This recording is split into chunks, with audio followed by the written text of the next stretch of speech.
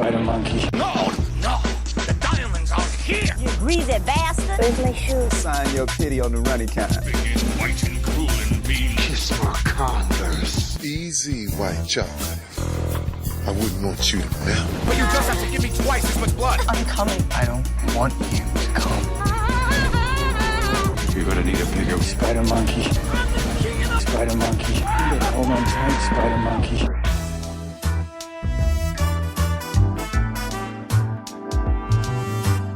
All right, and welcome to the Bowels of Movie Night. I'm Larry, and with me, as always, is my feckless co-host, Isaac. How you doing this week, Isaac? You know, I got a Christmas present a couple months ago when it was Christmas time. That's usually when people do get Christmas presents, yes. Typically. It had been sitting on my desk for a little while, and I kind of wasn't thinking much about it because I kind of had a little fun. And then I was doing some research about podcast stuff and like, oh, should we get like maybe some equipment or I don't know what, like down the line get something better. And then I was sitting there looking at stuff and realizing I already have a perfect podcasting tool. Oh, what? Oh my god, is that a fart button? Yeah, it's a little brain. And then it makes fart sounds. Brain fart. Yeah. Boy. And it makes a bunch of different ones, so... Boy, that is just the worst thing I have ever heard. Yep, well, it's going to be a staple on the podcast now. That is... Whenever we need, you know, a little, you know, the punctuation note.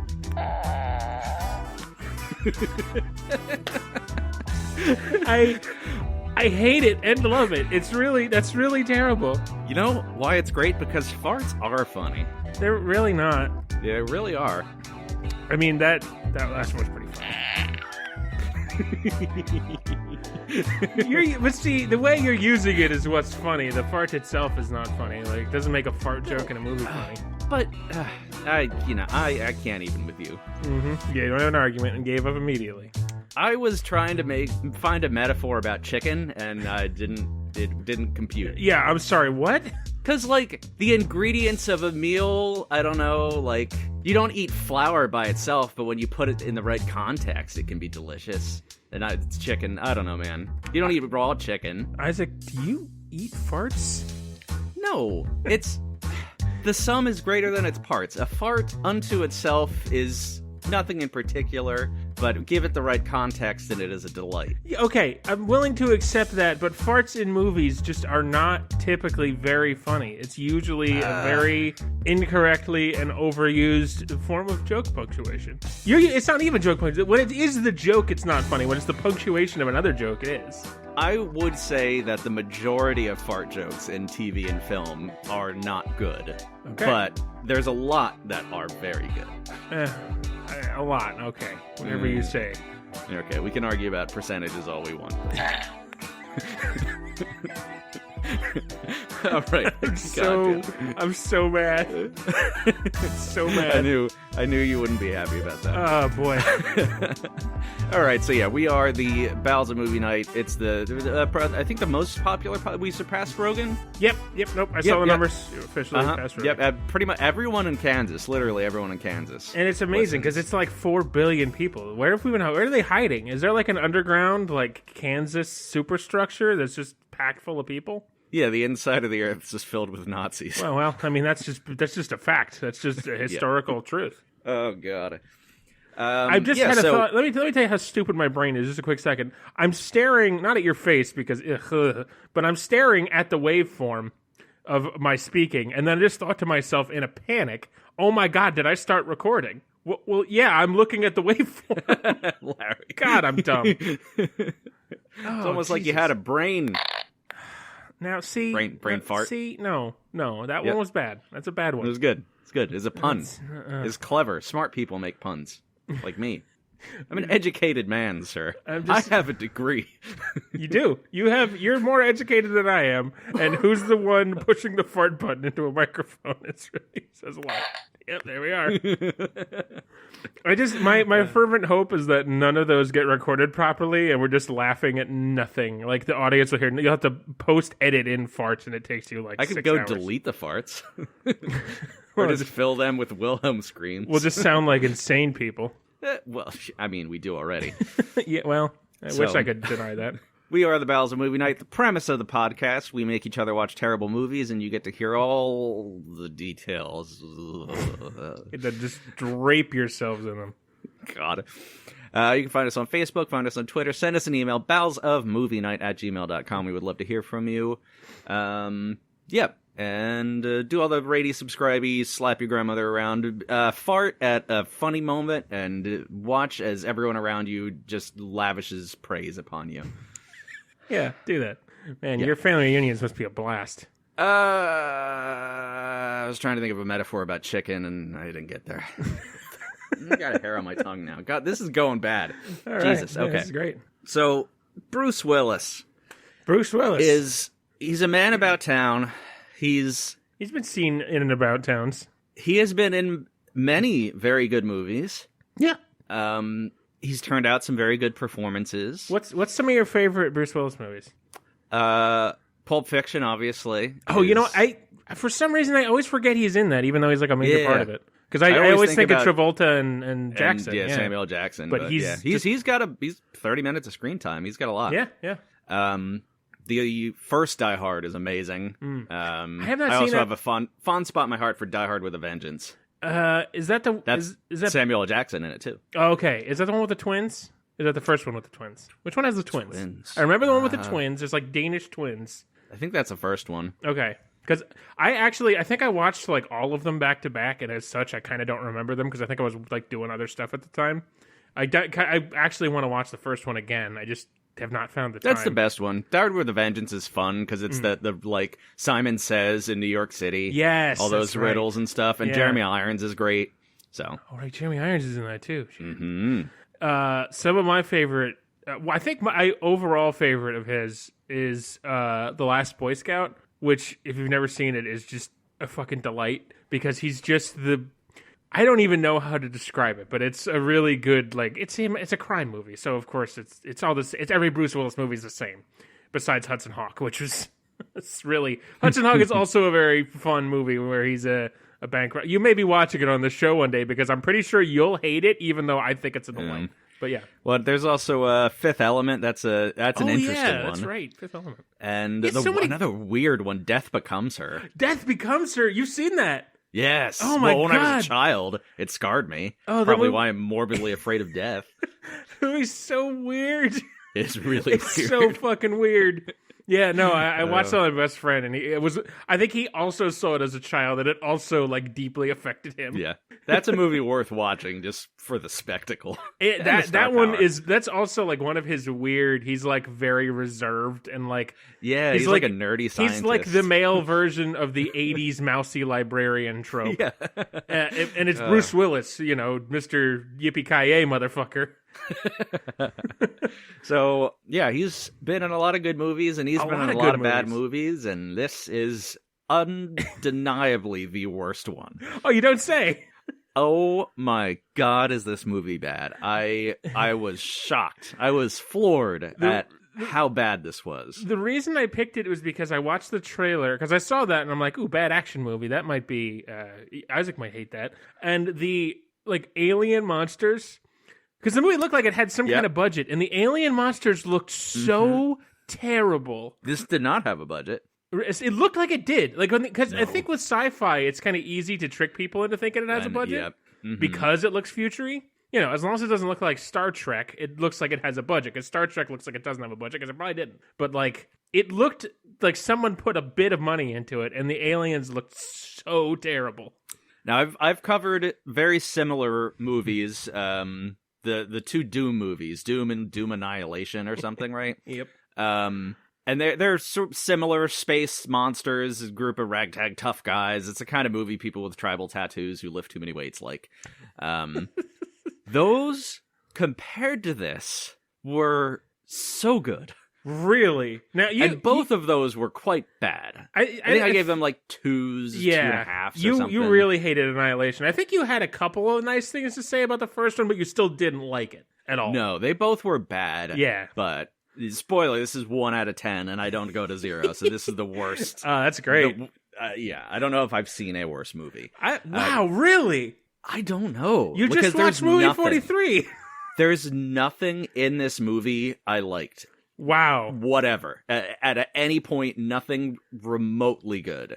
Whereas movie 43, I had a few things like, oh, if you had done it this way, or that joke's okay. At the same time, I was much more deeply offended by a lot of things in movie 43 that were repulsive as a human being to witness. And this movie didn't quite do that.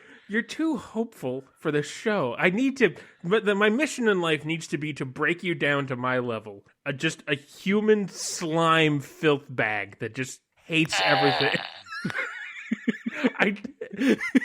As you did that, I farted in real life. Oh man, you not out of put the fear. It was microphone up just to your timing. See, farts are hilarious. Is this just going to be the fate of every monologue I ever give from now on? Yeah. Okay, great. The battery is going to run out at some point. It's one of those stupid little batteries that I have to actually go buy a special, and I don't want to deal with that. I'll probably just buy a new fart machine. I can just pay your wife to make sure it disappears. I'm certain she has a price. She likes you suffering as well. Fuck. Why does everyone like me suffering? It's a universal trait in my life. You're so good at it. Truly, this is a real thing I've actually said to a therapist. I don't verbatim. I don't understand why everybody enjoys seeing me suffer. You flail around a lot, metaphorically. It just must be the most entertaining thing in the world because it's a universal truth in my life. Sex is better, but not by much. Especially the older I get. So what if you were having sex and I was just there really upset about it? Well, I guess if I was like doing like BDSM sex on your butt and like slapping you around a lot. I don't need to be involved. What? Wait, whoa, hold on. In this but universe, if I can like torture you and have sex and have it be consensual, like that's the pinnacle. And I guess have a sandwich. I wish I had a fart noise maker right now. I'd be pressing. Well, you don't. What's your fucking movie, you piece? Oh wait, no, we already did that part. It is Breach. We don't have a budget for it. It's not listed.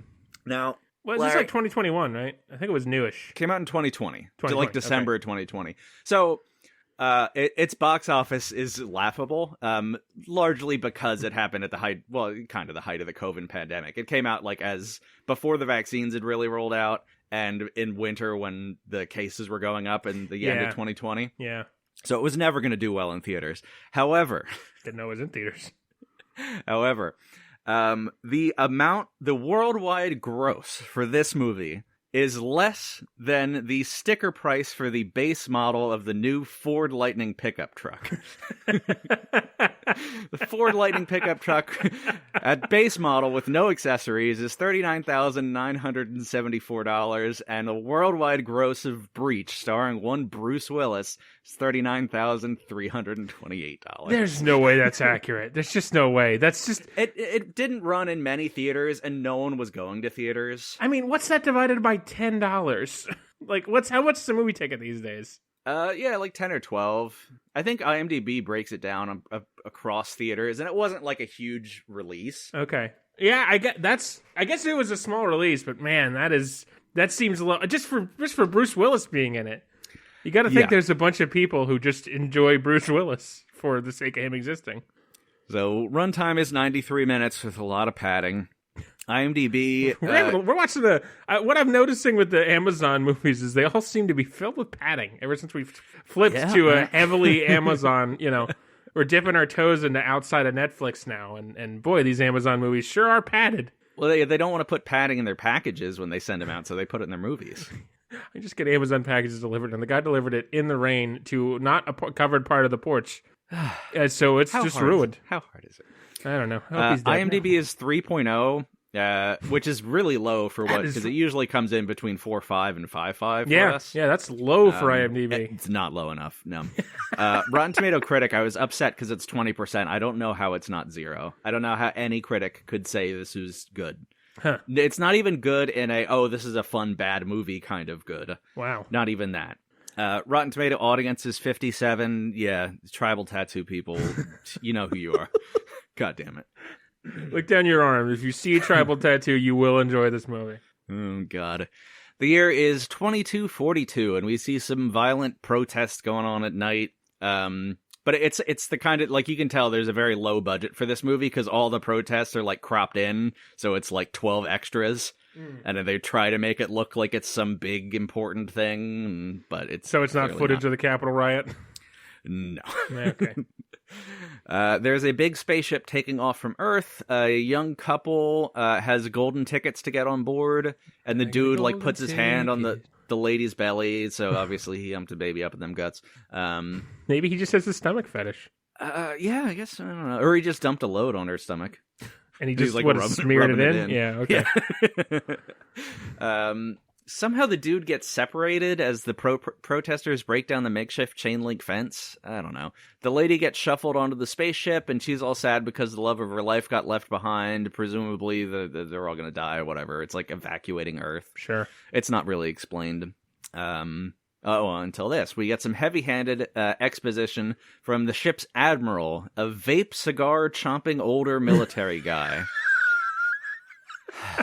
Yeah, it's clearly like an e-cigarette, but it's big and shaped like a cigar, just so he can do the military thing of like having it hang out the side of his mouth and pull it down and exhale like to punctuate his angry fucking voice. I need to go onto every online service I have now and change my name to Vape Cigar. It's a good name. I'm sure such an item actually exists. Let's look this up. The actor does this just like traditional military voice. It's so terrible. It's a caricature. Yeah, like, there's absolutely vape cigars, and they look as absurd as you'd expect. It's the stupidest thing. Like, I think vapes that are shaped like little boxes look stupid. I think it should look kind of like a cigarette. Why would you want a big, thick vape that just takes up space in your pocket? I truly don't know, man. My only vice is food. I can't tell you. I don't know how it works. Military nonsense. Like, on my ship, you will listen to what I say.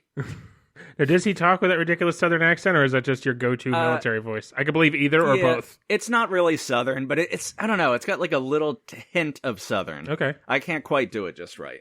Fair enough. It's more like tough military guy. All right. It's stupid.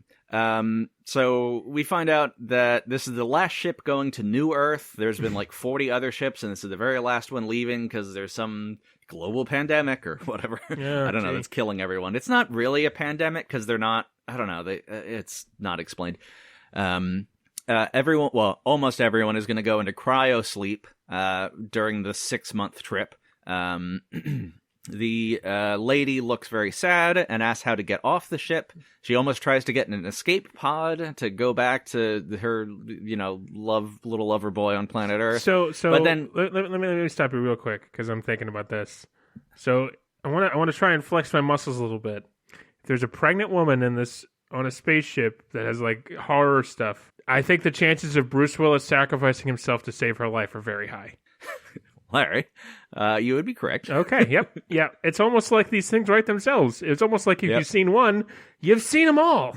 To be fair, the ending... And she's either going to be the only survivor or one of a very small group of survivors. Mm-hmm. The ending kind of surprised me because of how mind-bogglingly dumb it is. Oh, that's good. That's like a good not sign. even like predictably dumb. Like, oh, old guy Bruce Willis sacrifices. Like, yeah, that computes, and it's like fine. That's dumb, but like I get it. Yeah. But no. The actual ending is so dumb. I don't. There's no words. Okay, I'm excited now. That's interesting to me. Oh, God, Jesus. But yeah, the dude just kind of pops up. He got onto the ship. Okay. Oh, well, he's so definitely she almost an alien. escape potted her way back to Earth, where her and the baby would just die, and the dude would be on the ship. Fucking stupid. Whatever. He's absolutely a monster. Got it. Nonsense. We find out the lady is the Admiral's daughter. He chomps on his e-cigar and asks dude if he's the guy who knocked up his baby girl and made her drop out of West Point. Oh, for fuck's sake. She lies, covers for him, and says it's not the daddy, but he saved her life when they were trying to get to the spaceship. I don't know. So I thought the lady would be more of a character, but she's frozen for pretty much the whole movie. Oh, okay. But she kind of looks like a great value Ana de Armas. Who's that? She was in the Knocked Out, Knock Knock movie with Oh, Keanu Reeves. Oh, Because you named 2 other movies. I know. One of them we've done on this show. But okay. she's one a of the, rising one star. of the teen chicks who was fucking with Keanu Reeves. Yeah, she's a rising star. She's been on a few bigger things, and she's playing Marilyn Monroe in the biopic that's either out or coming out soon. Okay, yeah, I think I saw an ad for I've that. heard good things about her. It's supposed to be pretty good. All right. But I think she's going to be a big name, it seems like. And the dude kind of looks like Oscar Isaac's husky half-brother. And who's Oscar Isaacs? Oh, he's Poe in the Star Wars reboot or sequels or whatever. Right. Okay. And he's been like in Llewellyn Davis, the Coen Brothers movie. He starred in that. He's been in a few other things. Yeah, I know Poe. Yeah, I get that. I think he was in Dune, wasn't he? He's the dad in Dune. Yeah, he is the dad in Dune. That's right. Yeah, that was him. I think I put So it together right now when you just said it. He's a man about town. Okay. A lot of men about town in this movie, huh? Is that your new big well, phrase no, today? this is not Oscar Isaac. It's his husky half-brother. Oh, right. Okay. So the lady gets in her little cryosleep chamber, and dude says goodbye to her through the window. He doesn't get to go to cryosleep because he's a janitor for the ship. There's a small amount of crew that has to, keep up the ship. Whatever. She pretends suddenly as like she's about to get frozen that she can't breathe, and she starts banging on the glass like something's gone horribly wrong, but then it's just a practical joke, and bam, the couple is endearing and humanized. And that's a terrible... It oh does my not work God. at all. Nope. If my partner did that and I survived the alien voyage, the first thing I'm saying when she wakes up is I want a divorce. Yeah, well, I don't know if that's... I would go that far, but that's not a good practical joke. What the fuck? That's nasty. It's like if I was living with my girlfriend and she came home and I just made it look like I'd been shot in the head. What the hell? We could set that up. We could. By saying that, I mean I could shoot you in the head. I mean, bring it on, motherfucker. You better hope the first one kills me. That's all I have to say. Oh, God. Dude goes to get in his seat for the hyper jump. Bruce Willis shows up, greets some random man with a hug, then greets another random man with a punch to the jaw. But then Bruce Willis helps him up from the ground and hugs him. And the dude says, I probably deserved that. Tough guy. Fucking God, it's so stupid. Tough guy. It's the worst. It's absolutely the worst. Brucey goes up to dude and asks, is this your first jump? Because they're going to do a hyperspeed jump or whatever. And he's like, yeah. And he says, let me give you a little advice. Get the fuck out of my seat. Because he's a tough guy. Yeah. And dude sure is scrambles Bruce Willis. Yeah. He phones his performance in so bad. Bruce Willis has the capacity to play a tough guy. Yeah. He does not. He is so lazy in this movie. I've heard that about other, like, his films over the last couple of years. I know people who really love Bruce Willis and watch all his shit, and it's like, yeah, the phoning it in, it seems to be his new, like, standard go-to. It is rough. It's like he's on tranquilizers or something. I don't know. He might not be well. I can believe that. I mean, he is old. Jesus. How old is Bruce Willis? I'm going to guess 64. Not Birch Willis. Nope, I still did it wrong because I was saying Birch Willis and I typed it in. Birch Willis. Bruce Willis is 66. Man, you're really good at that. Damn. I was going to say 66, and then I felt wrong about it. Boy, if you squint, he looks exactly like the guy who was the DEA agent on Breaking Bad. I forget his name already. Hank. Yeah, Schrader. that's it. I don't remember. Mr. Clean. Yeah, well, I mean, old, boiled, white, old guys look the same, but... I accidentally, my girlfriend watches Space Force, and I saw there was a new season on Netflix, and I texted her, I'm like, oh, look, there's a new season of Space Force, and I was like, Jonathan Banks is in it. He was Mike Ehrmantraut from Breaking Bad, and then she's like, oh, that's cool, I didn't know he was going to be in the new season. Then she looked at it, and she's like, yeah, that's John Malkovich, dear. And I was like, oh, I see. And I was like, you're a liar, don't you lie to me. And then I looked it up, and it's like, no, it's absolutely John Malkovich. So all old, bald, white guys just look the same, and that's my fate. How dare you stereotype such a beleaguered people? See, I'm already mostly bald at this point, so what I'm going to do is I'm just going to take a knife and carve a gigantic X into my face, and that way everyone will be like, oh, that's Larry. He's got the giant X carved into his face. He's not Bruce Willis. That's one way to do it. Because people will just get me confused for Bruce Willis, obviously. The dude scrambles to find another seat. Then they hyper jump. Brucey is swelling from a flask the whole time. After a few seconds, the hyperjump is over and they get out of their chairs. Brucey says 30 years has passed on Earth, and everyone on Earth is dead from plague, whatever. Oh, not just explained. in the Never time of their explained. jump? Why would you explain anything? So wait, are they jumping, like, and there's time compression? Yeah, it's like a hyper jump, and because they're going so fast compared to the speed of light, it's like no time has passed for them, but 30 years on Earth. That's actually a thing. Yeah, that's a big plot point in Ender's Game as well. So yeah. 30 years has passed on Earth. Everyone's dead. During the jump, we see a little black cylinder that's on the wall that cracks, which is like wherever the space alien's going to come out of, or something like that, obviously. Everyone's eating in the cafeteria. Brucey is still sipping from his trusty flask. He gets in a tough guy, like, friendly argument with the interim captain because the admiral is frozen in the meantime, so there's like a second captain. It's convenient. And it's just like, out of 19 billion people in the world, why do they have to bring a piece of shit like you? And it's like, I've eaten pieces of shit bigger than you for breakfast, or I don't know, whatever. Stupid tough guy. You eat pieces of shit for breakfast? Yeah. Shoot him, Gavin. The temp captain has a big scar across his cheek. Oh, he must have pulled the Larry Beard method. Now you're not going to get confused with Bruce Willis. This is true. And he likes to get everyone's attention, especially in the beginning, with like incredibly abrasive screams. Like, I was like jolted. It happens like 3 times where he's like barking out orders to everyone, but it's not like in the midst of a battle. It's just like everyone's at breakfast and he's like, all right, breakfast is over. It's like, Jesus Christ, man. That's uncomfortable. That really, that would be irritating. Yeah. Yep. Yeah. Just terrible. So some of the guards catch a stowaway and they take him away to be executed, because if you don't have the proper paperwork to go to New Earth, then they're going to kill you. So the human race is...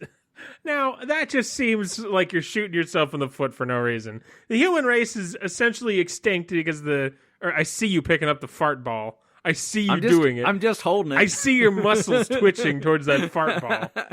If the human race is dead, why are you executing people who are fucking just because they snuck aboard? Well, there's been multiple ships that have gone, so we find out later there's 50 million people on New Earth. Okay, you don't want to diversify the pool a little more? No, but only good, rich, presumably white people are allowed to go to New Earth. Man, I hate so how right you that need is. a golden ticket. And not right isn't correct, as right as in how probably true that's going to end up being. Oh, yeah.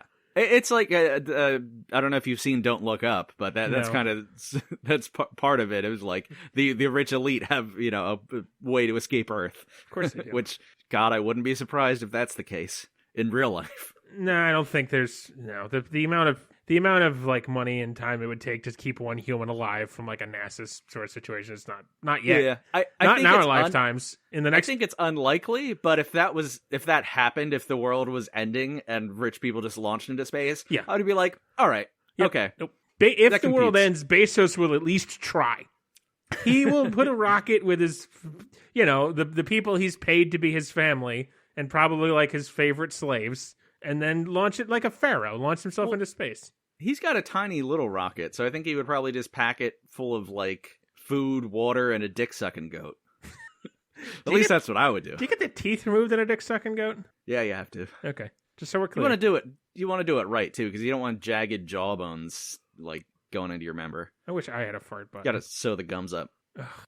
Just continue. That's the one nice thing about getting really old is you getting toothless blowjobs one day. Yeah, it sounds like it's really something to look forward to. I'll take what I can get, Okay. Jesus. That wasn't the brain fart. That was Larry. I do it much better. Yeah, you sure do.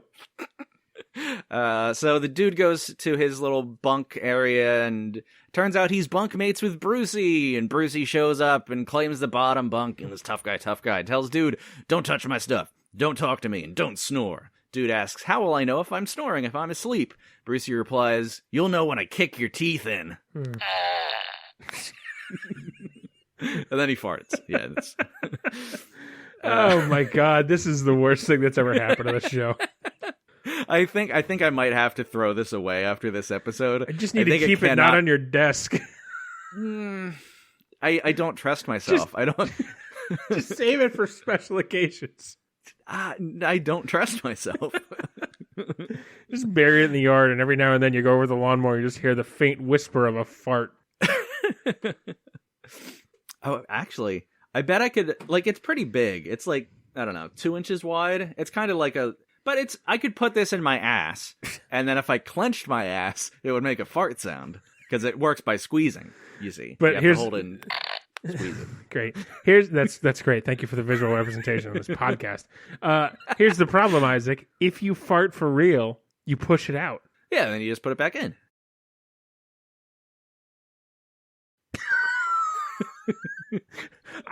You should retain the fucking 5 seconds of silence while I tried to think of anything to say and I just couldn't. I'll make a note.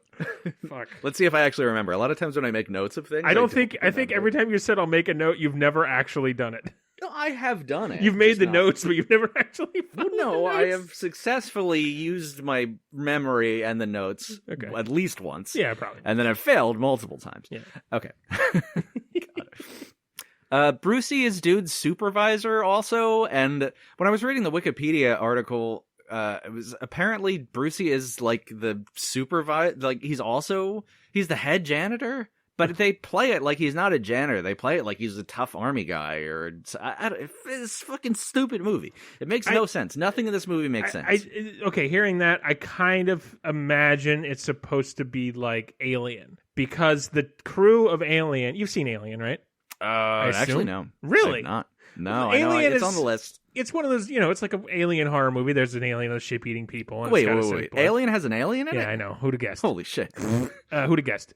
No, but they're like, they're not military. They're just like big, tough miners. And they're just like shippers and they're like, there might be a military guy or two on there. It's been a minute since I've seen it, but like, they're tough guys without being military guys. And I think everyone's been in love with that concept forever. Yeah, I guess, but like he's apparently Brucey is a janitor too. He's just a head janitor, but also tough. I don't know. Well, are they like space janitors where they do more than push? Why am I asking you a question you absolutely don't know? They're not. Oh, they just push mops? Yes. Oh. And scrub the bathroom floor. Okay, well now you've lost me. This sounds really dumb. Yeah, this is probably the worst movie I've ever seen.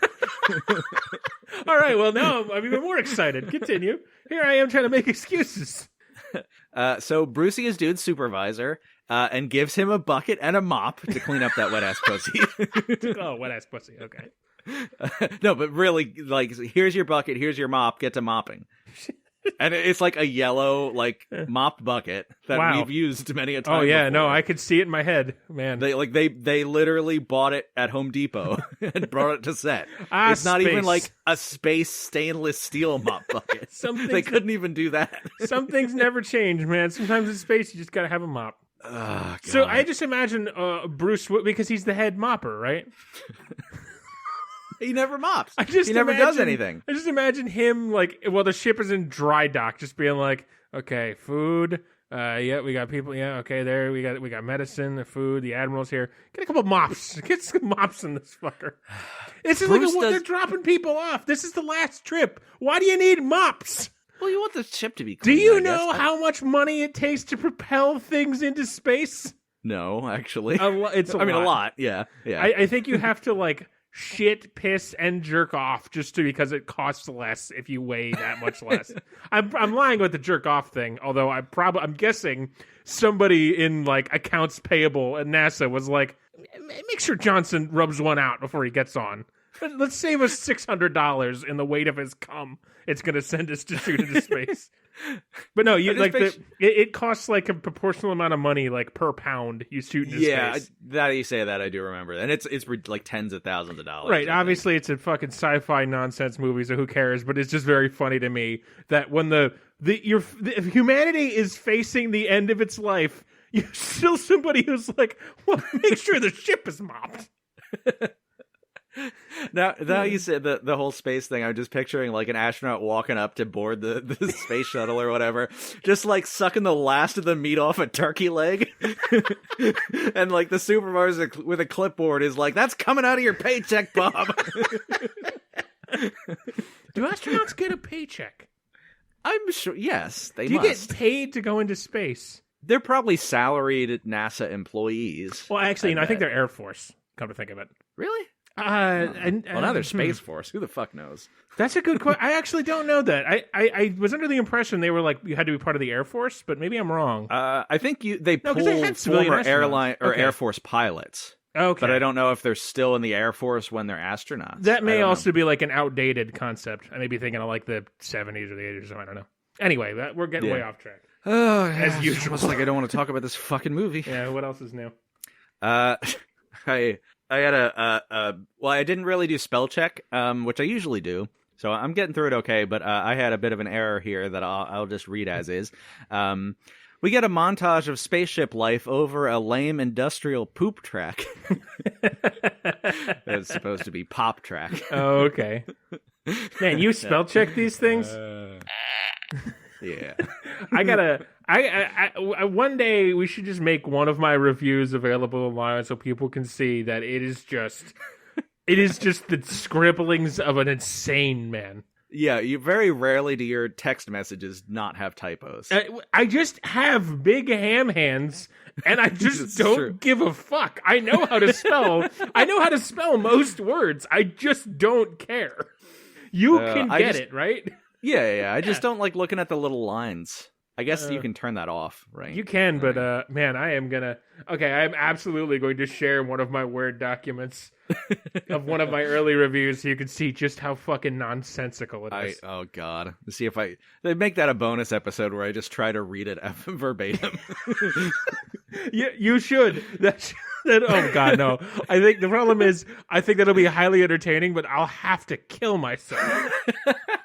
That's the only. We'll just check you into a clinic beforehand. That's the only downside is I'll have to blow out my brains live. Oh god. Shit.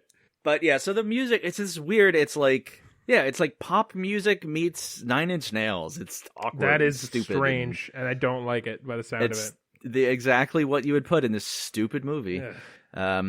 So yeah, it's a montage. I suppose. I mean, it doesn't really put the story along. I suppose it's a functional montage. It's not a good montage, but we see tough guys playing cards for cigarettes. We see the dude scrubbing the bathroom. We see Brucey slipping from his flask over and over again. Yeah, he sure does. Dude goes like and visits his lady in the cryo sleep chamber and cranks out his hot man jelly to her frozen face, which vaguely reminds me of the chest freezer in my garage. Does he actually do that? Because I could believe both ways. He doesn't crank out the hot man Okay. jelly. No, he just goes. It's supposed to be cute. He goes and you can see through her frozen face, and he'll be like, "Oh, it's been 15 days, and Brucey's been really mean to me, but I'm mopping real good." Listen, while I'm laughing at that, no offense to anyone who mops. I mopped for fucking 10 years, for Christ's sake. I am not better than any human being on the planet. But that's also very funny. I mopped real good. Hey, honey.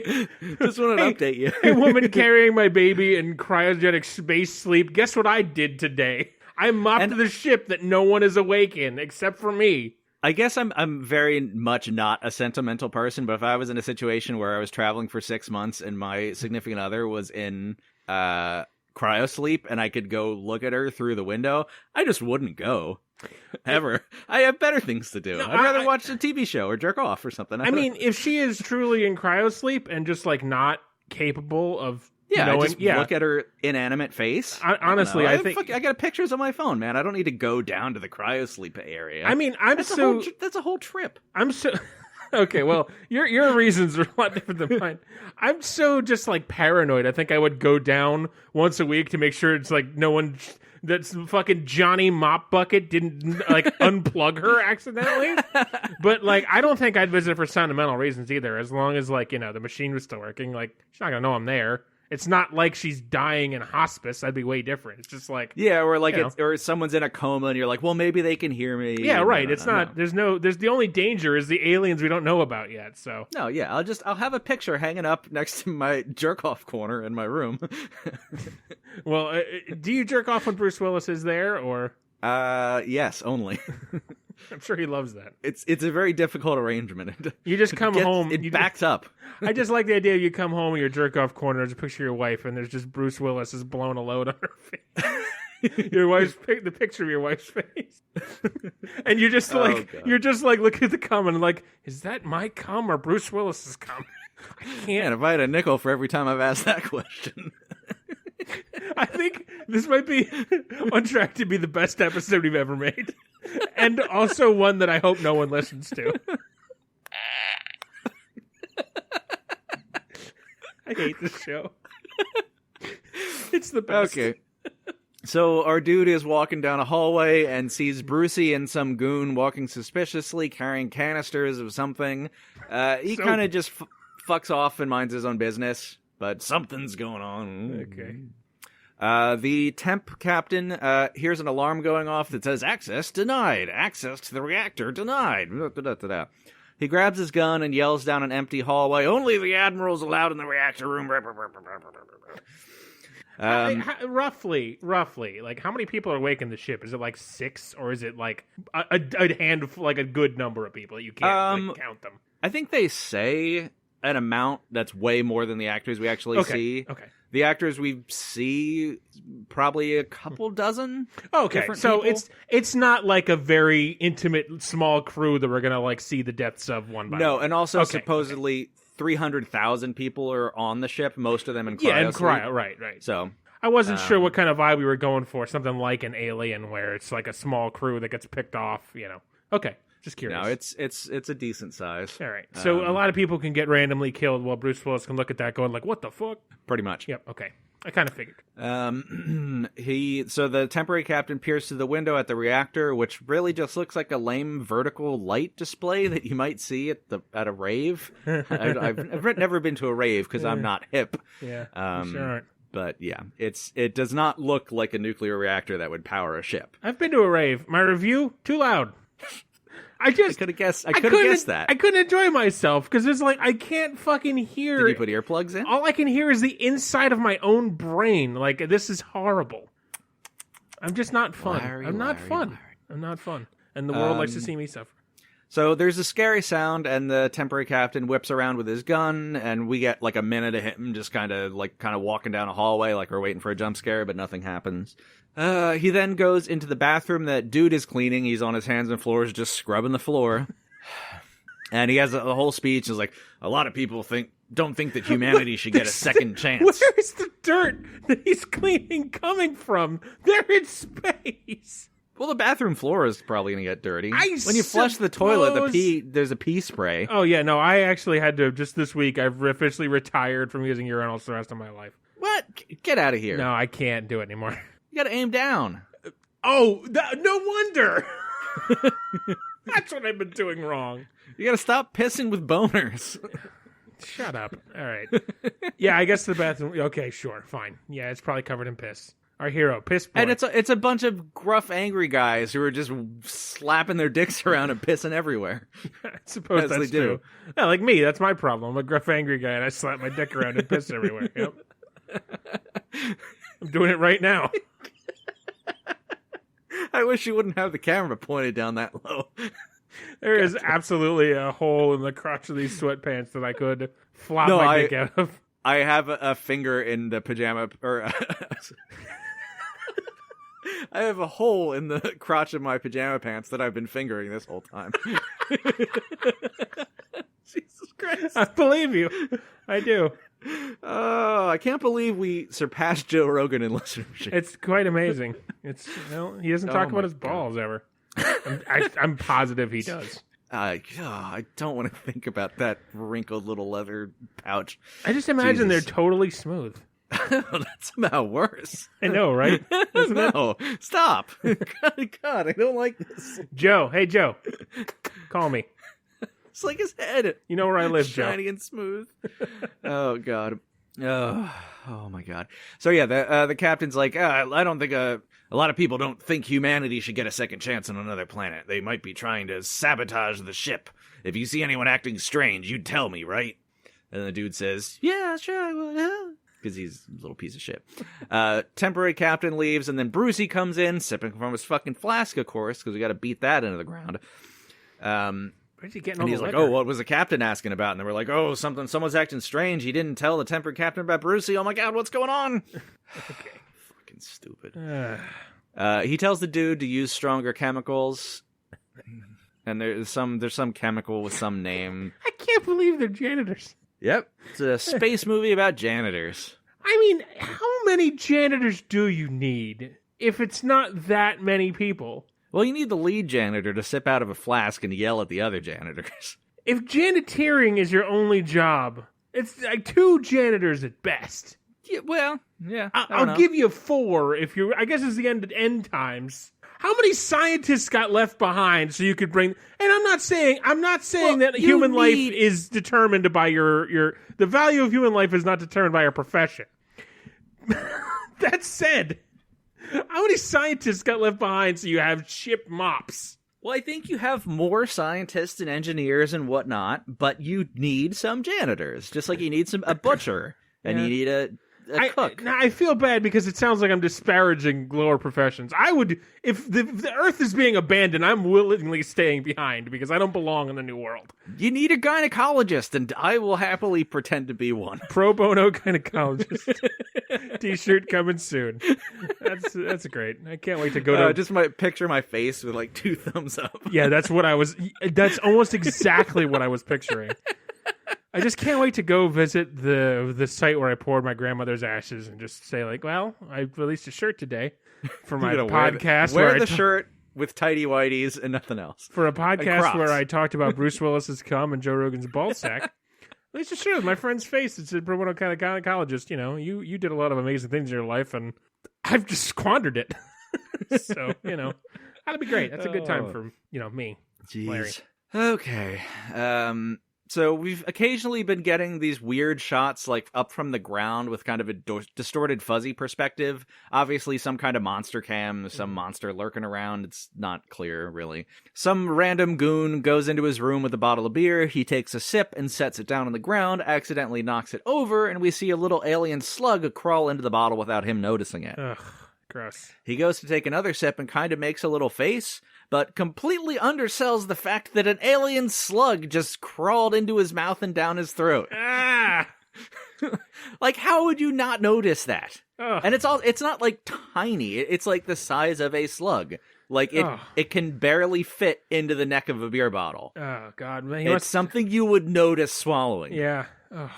Unless you like deep throat the bottle and just directly into your mouth hole. So, yeah, and a minute later we see he's got a little bit of a tummy ache, so he's going to die imminently. Meanwhile, dude goes to get the stronger chemical, whatever, we'll call it X-Lax because I can't remember, but it's like a bunch of X's in it. He accidentally spills it on a steel table. What now? Zyklon B. Oh, yeah. It's kind of. So he accidentally spills the bottle on a steel table, and it eats through the table almost immediately. Jesus. Yeah.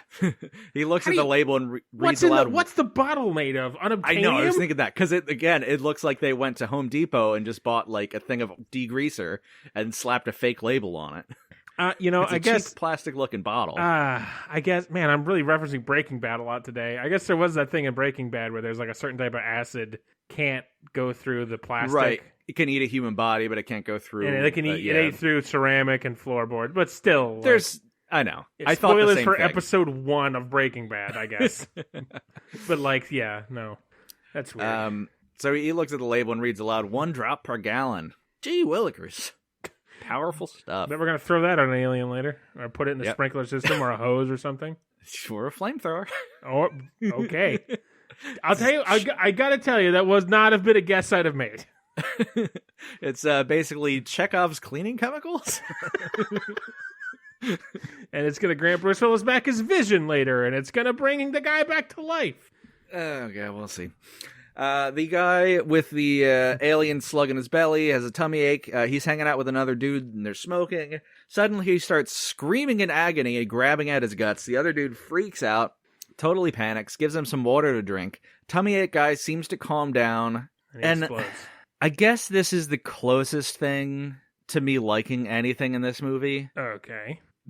But it's still not even, like, you could have done it much better. And it'll seem better when I tell you than it actually was. And I'm sure you're not going to like it, so whatever. Okay, but, I mean, that's fair. I can understand that. But, yeah, so he calms down, kind of chuckles, and says heartburn, and then completely explodes. Oh, okay, yeah.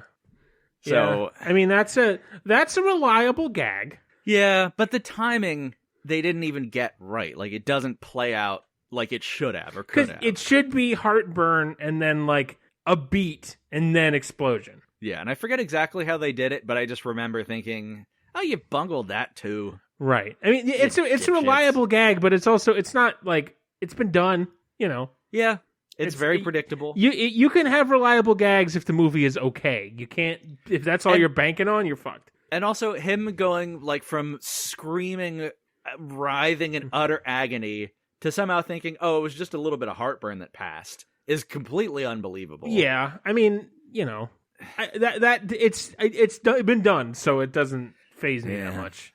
It's not really the right tone of movie for it, I guess, but still. Because this takes itself too seriously, I'm guessing, because Bruce Willis is in it, right? Yeah. It's not tongue-in-cheek enough. It's not Hudson Hawk. No. Please watch Hudson Hawk, America. I need to talk about it with somebody. The other guy is completely covered in blood. He wipes the blood from his face and looks down in horror, and we hear a scuttling sound, and the camera zooms in quickly on Bloody Dude, who I assumed was eaten by whatever monster, but we'll see later he wasn't eaten, but he gets all aliened up. Does he, like, entirely explode, or just, like, his head explode? Okay. Nothing left. All right. Like, blood goo all over the room, no trace of a body. Okay. So, there's that. Dude is finished cleaning the bathroom, and he goes to report to Brucey. He sees Brucey mixing dangerous chemicals in a big vat in some secret room. But, oh, right, and there's holograms. So again, the technology in this movie is stupidly inconsistent. You look upset. This is great. I am. Because Bruce Willis, and really only Bruce Willis, has a blue hologram of himself that he can just project wherever he wants in the ship to follow around his underling. And he's a janitor. He's the lead janitor. Again, I'm not disparaging janitorial services. It just the budget seems inconsistent for your space service. Now, you see, if you have holograms that you can project anywhere on the ship, do you think there would be need for an intercom system on the wall where you press a physical button? I guess not, no. Why? Why? Larry, why? All I want now is for the hologram to use the intercom. We're not that lucky. So, good Jesus. Brucey's he's like looking at Bruce, and Bruce's back is to him, and he's pouring chemicals in, and then Brucey's hologram pops up behind the dude, and is like, what are you doing? Sneaking around. The dude flees and finds another guy and says, Brucey's making a bomb, he's gonna blow the ship up, he's part of the rebellion. We haven't mentioned the rebellion before, I don't know what the fuck this rebellion is. What? But rebellion, there's a rebellion, I don't know, man, the rebellion. Okay. Is that supposed to be the people who don't want humanity to survive? I guess so. Yeah, the other dude grabs main dude in a chokehold, and he and Brucey are in on it. Then a couple ladies show up, they're like doctor ladies, and it seems like they're gonna kill or torture dude. Dude says that Temp Captain knows that they're part of the rebellion, and they're planning to blow up the ship, and if he goes missing, then they'll get suspicious, and he'll find them out. And they go to force a drink down his throat, and oh god, they're gonna kill him, and it turns out it's moonshine. All they're doing is making moonshine. Bum bum bum da da da da da da. That's dumb. Yeah. Is that what's suddenly... in his flask? I see. It makes sense. Yeah. Wait, he's been fucking hammering moonshine this whole movie? Yes, he constantly. Is drunk to shit. He kind of plays it like that. he doesn't even know where he is. Fucking spaceship lands. He's like, we were in space? The fuck? You need a stronger chemical. I need a stronger chemical. Yeah, what little I know of alcohol is moonshine gets you hammered beyond belief instantly. Yeah. Oh, and he's using that's part of the thing. Is one of the chemicals he's using is the Zyklon B X-Lax chemical. We gotta call it something the moonshine. different. I regret everything. But now suddenly dude is like their buddy, and they all go to a secret birthday party for like one of the doctor ladies, and everyone's drinking. Okay. And yeah, who gets topless? Anybody? No, I Not one don't of even those? get boobies. You didn't even give me boobies. It seemed like one of those things was going to happen. They're a bunch of gruff. Bruce military doesn't even ex- hang dong. Does Bruce Willis ever hung dong in a movie? I don't think so. Me either. Willem Dafoe apparently has a hog. Sure has. Sure does. There was Oh. Did you Yeah, hear I've that seen the story? movie. Wait, no, what's the story? No. The story was that they had to use a cock double. Yes. What was that Because- movie with the fox that says Chaos Reigns? That's the one, right? I forget exactly, but the story I saw on Reddit was they needed to use a cock double with a more reasonably sized cock because when Willem Dafoe pulled his hog out, everyone was confused. Yeah. Antichrist, that's the one. Oh, God. Yeah. Terrible Jesus. movie, by the way. But yes, no, I've heard that story that he's hung like a fucking stallion. Oh, yeah, that's right. I was going to type in Bruce Willis. I typed in Birch again. Bruce Birch. Or Birch Willis. Birch Willis. That's In not bad. Color of Night, 1994, during the pool scene, you can just about see Bruce Willis's penis for a few seconds. Oh, you can? Oh, it's very small. I mean, it's not erect. yeah, it's a grower, probably. I think you can almost see some junk in Pulp Fiction, actually. Oh, really? When he's drying off when he gets out of the shower. Okay.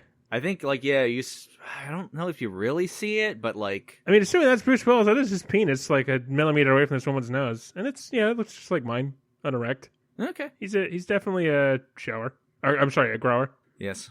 We Okay. gotta start a society. All right, well, Okay. this is... Okay, I don't know why. Why did I do this? What am I doing? Don't go to your grandmother's grave and let her know. I looked at Bruce Willis's penis today and remarked, oh, it's just like mine. I'm picturing a sitcom where it's you and the ghost of your grandmother just like sitting on a couch and you just tell her all the horrible stuff that you do and think about. Oh, man. That would be... It would have one episode. And the ending would be very sad. It'd basically be Puchinsky. Oh, God. I hate that that's So- accurate. One lady from the party leaves to go find Blue, who's the guy who got like blood all up in his face before. Because I guess, I don't know, she wants to hop on that dick or something. It's not really clear because nothing is clear in this movie. They never make anything clear. They never explain fucking anything in this movie. It's the worst movie I've ever seen. Oh, God. Oh, man. She finds him like standing in a hallway facing away from her. When she goes to tap him on the shoulder, he spins around and he's covered in blood and he growls at her. And so, yeah, because you told me it was like, oh, it was probably a shitty version of Alien. So I was expecting like monsters. Yeah. Or aliens. We get one later. Oh, we do. I'll Okay. go into that. But it's just zombies. Yeah. Yes. That's what I saw so in the trailer. disappointed. It's I was like, so disappointed. It's just like people with a bit of eye makeup. It's not even zombies, is it? Not from what I saw. It's not. I mean, it's basically you have an alien infestation, and your insides turn to black goo, but then all you want to do is eat people. Yeah. So they're basically just zombies. Oh, this is the best.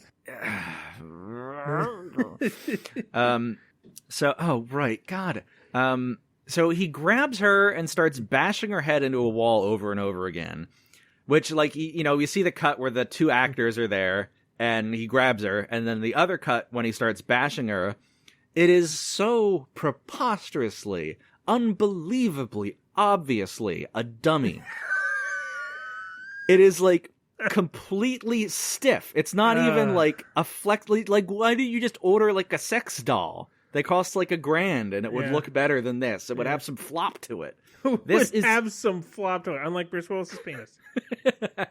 This is seriously like made out of hay. It's just completely rigid and inflexible, and he's just bashing its head against the wall. Oh, it's God. so bad looking. Oh, Well, yeah, I hate when you can tell when it's like and it's that not, obvious. and it's definitely not in a way where they know it's bad looking and they're doing it to make it look bad looking. Yeah, it's not like 'Cause you could have- Lamageddon bad. Yeah, you could have that kind of movie where, sure, that's silly, but if, like, you know what you're doing, you could make it work. Right. This, they clearly thought it was supposed to be a violent and scary moment. It's not.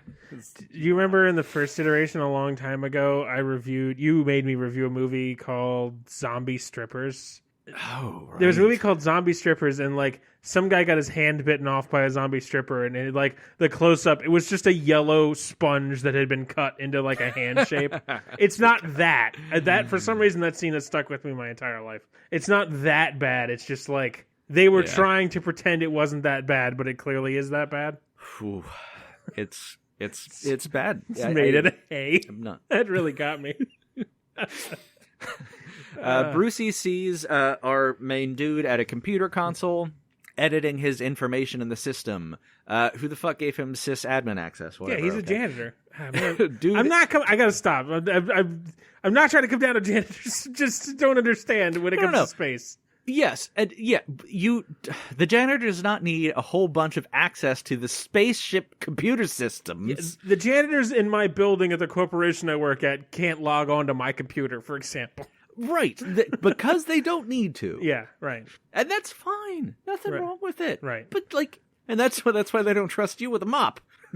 Hey man, I'll out mop anybody in that fucking building. Jesus. Now you're coming at the janitors hard. All right. So yeah, dude is a stowaway. And it's not explained. Nothing explained. Why would this movie explain anything? I'm assuming that lady must have orchestrated this so her baby daddy can live and accompany her to New Earth. It's so far away from that in the plot too. Who gives a fuck anymore? Like at this point of the movie, like the aliens are starting to kick off. Who cares if he's a stowaway? Right. So yeah, dude pleads with Brucey. He tells him the truth that he humped a baby into the Admiral's daughter. Brucey is cool, but he sort of plays tough, and he's like, "Oh, we're not sure what he's going to do," but obviously doesn't rat him out because now there's aliens eating people. Yeah. Meanwhile, everyone just shows up at the same time at the blood-soaked room. It's not convenient. Yeah. The temp captain realizes that Blue and the other chick are missing and calls all hands on deck to search the ship for them. Brucey finds the dead chick made out of hay on the ground with her head bashed in. Dude spots Blue using some kind of laser gun on a door. I think the door to the reactor, although again, it's not clear. Why would anything be clear in this fucking movie? He sneaks off and gets everyone else. Pretty much all the recognizable characters. So, 10 people. Okay. At this point, show up with guns pointed at Blue. Brucey and Blue are friends, whatever. So he yells at Blue to turn around, which he does, revealing a bloody face and crazy eyes, and he's a terrible zombie with just a little tiny bit of makeup. It's the whole reason you watch this is those zombies. He springs out and bites the throat out of a man. He's a black man. Guys. I'm sorry. He's a black man? No. Oh, okay. Close. Okay. Any other guesses? He's a Hispanic man. No. He's an Asian man. There we go. Okay. Labeled him. It's one of the three. The only thing I know for sure is that it is not a white person. Yes. I'm confident in the fact that it is absolutely not a white person. I labeled him dispensable Asian man. Well, he sure is. Sounds it.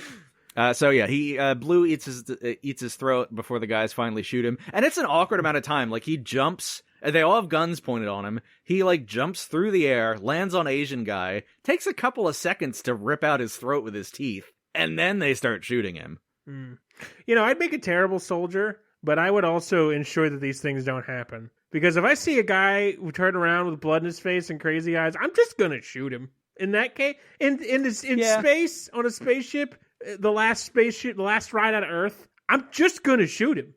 Genuinely, what are you gonna do? Hang me in the space gallows? I'm just gonna do it. Yeah, I mean, sure, I'm gonna get arrested, but then humanity's saved. So later that night, Dude and Brucey have some awkward bonding in their bunks. I'm jerking off to Dude's wife in the corner. Yeah, as you do. A random plot line that is there. Again, the technology is extremely inconsistent. So they have security footage of pretty much the entire ship. But in the year 2242, when they have a spaceship that can hyper jump through time near the speed of light, they don't have a control F for a timestamp.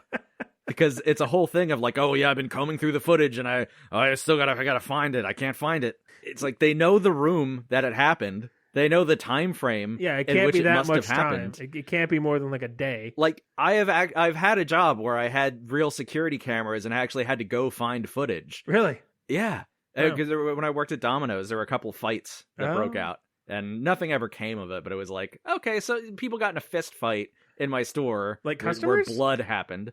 Yeah, it was on the campus of college. Oh, so Thursday, Friday, Saturday night, everyone was shit faced and drunk. stupid. Right. So yeah, okay. It was crazy. I probably didn't tell you all those stories. No, you haven't. You did once accuse me of ordering a fake pizza there, and you refused to believe I didn't do it. Which is funny because I would absolutely, if I did it, I would deny it. But at that, I truly had no idea what the fuck you were talking about. Because I was also working at my low-end restaurant job. And I was like, Isaac, what are you? I hadn't talked to you in like 6 months. And I was like, what are you talking about? I forget the details of that, but I was pretty convinced. The name was like seriously like Stana Apawatalitz or something ridiculous. It was like long. Oh, wasn't it?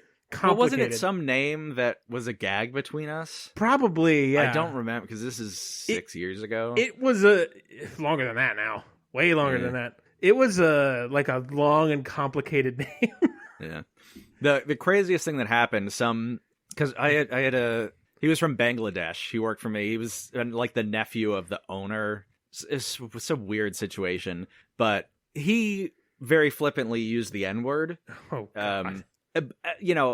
Sort of as if he was black, and like it's kind of because sometimes Hispanic people will use it. Yeah, and never really heard about Bangladeshi people using it. I mean, he's very dark skinned. I don't know. So I just don't know all about that. Yep. But he was using it very flippantly, constantly in the restaurant while he was working, which I couldn't really do anything about because there were 50 crazy drunk college students in there screaming anyway. And then some rich, pretentious, stuck-up white kid started throwing the N-word at this guy. Oh, dear. So I had to catch my Bangladeshi coworker before he dove over the counter to beat the shit out of the rich white kid. Oh, my God. And just, like, hold him in a bear hug. Yeah, it was pretty wild. I am so glad I didn't go to college. Yeah, it's terrible. There's no learning. It just doesn't seem... I don't know. I don't think people should go to college until they're in like their mid to late 20s. Honestly, it's a good idea. Yeah. And especially these days with the internet, anything you want to learn, you can learn just as well as you would in college. I mean, some things aside, like law and doctrine and whatever. Yeah. Sure. Yeah, I want a doctor to go to a school. Yes, yes. But like, I'm self-taught with photography, and I'm not an expert by any means, but I guarantee if I had a degree in photography, I would not know more than I do now. Probably not much more. I mean, would it help? Man, we just the $50,000 wouldn't. But at any rate, so yeah, I had to pull the security camera footage for that event, which I think I still have, which I should send you because it's something. That sounds delightful. Oh God. But yeah, it took like, and this is on like a slow like Windows 7 PC in the office of a Domino's 6 years ago, and yeah, I was able to pull the footage up in like 5 minutes. Yeah, just be like, yeah, I know it happened around this time. I know it was this camera because there were like 8 different cameras. If the ship is like, fucking crewed with a legion of janitors, like how many days have gone by since someone's gone through that hallway? That always annoys me in movies when it's like we're combing the footage to find. It can't be that hard. It just can't be. No, I know it's not, and I'm not 200 years in the future on a spaceship that can go the speed of light. Right. God damn it. So Jesus. Okay, where are we at here? So Dr. Lady goes to do an autopsy on Blue and slices open his chest and sticks her whole hand in there, which I don't think is how you do an autopsy. I feel like it's not. I know you got to pull stuff out, but I think you don't just stick your hand in inside. But yeah, she comes out and it's all black goo, and her DNA analysis reveals the goo is alien goo, and it's not the same, but it's like still the DNA structure of Blue, but it's the proteins and the ribosomes are different. I don't know. Powerhouse of the cell. Fuck. That's the mitochondria, not ribosomes. Shut your mouth. His fucking insides are black goo, and she has to check if it's human. Good doctor. Yep, she puts it in the computer, and yeah, Fucking Jesus Christ. There's this game. I didn't play it, but I watched the guy play it. There's this game series called Dead Space, and it's like Alien. You're a guy on a spaceship full of creepy alien monsters, and in the one of them, you like have to put together this like big like lab slides, but they're enormous. They're like not just like tiny little hand-sized slab slides. They're big. You have to put them together into like the right order, and it makes this like while you're doing it, it's very obviously this alien monster, this gigantic, multi-limbed like scythe hands alien monster. And then when you put it all together, your partner is like, "Wait a minute, you mean that thing's not a human?" yeah, Tommy, whatever the fuck, it's not a human. Oh my God. I can't with these bad movies. Yep. So the temp captain finally finds, after combing through hours of footage, finally finds the footage of the dude exploding, and it's like, oh, holy shit! And he's got, or no, does he have the cigar? No, he doesn't have a cigar. That's the Admiral. Fuck, whatever. This movie's nothing. It's nothing. It's a pox. It's a pox on your house. Oh man, this is great. Dr. Lady finds out that dude is a stowaway because once the alien goo, she like searches the records and is like, oh, dude's a stowaway, and temp captain is about to kill dude because he's a stowaway and he's probably the guy who brought the alien thing on the ship. But Brucey vouches for him and he's just like, oh, he's just a scared little kid who wants to keep his hump baby safe. Most parents just want to keep their hump babies safe. If you think about it, all babies are hump babies. I guess that's not true, is it? Yeah. There's a couple turkey baster kids out there. I went to school with a test tube baby, and people were like, she brought it up in the science class. People were like, well, that's weird. And I was like, what? Who gives a shit? Who fucking cares?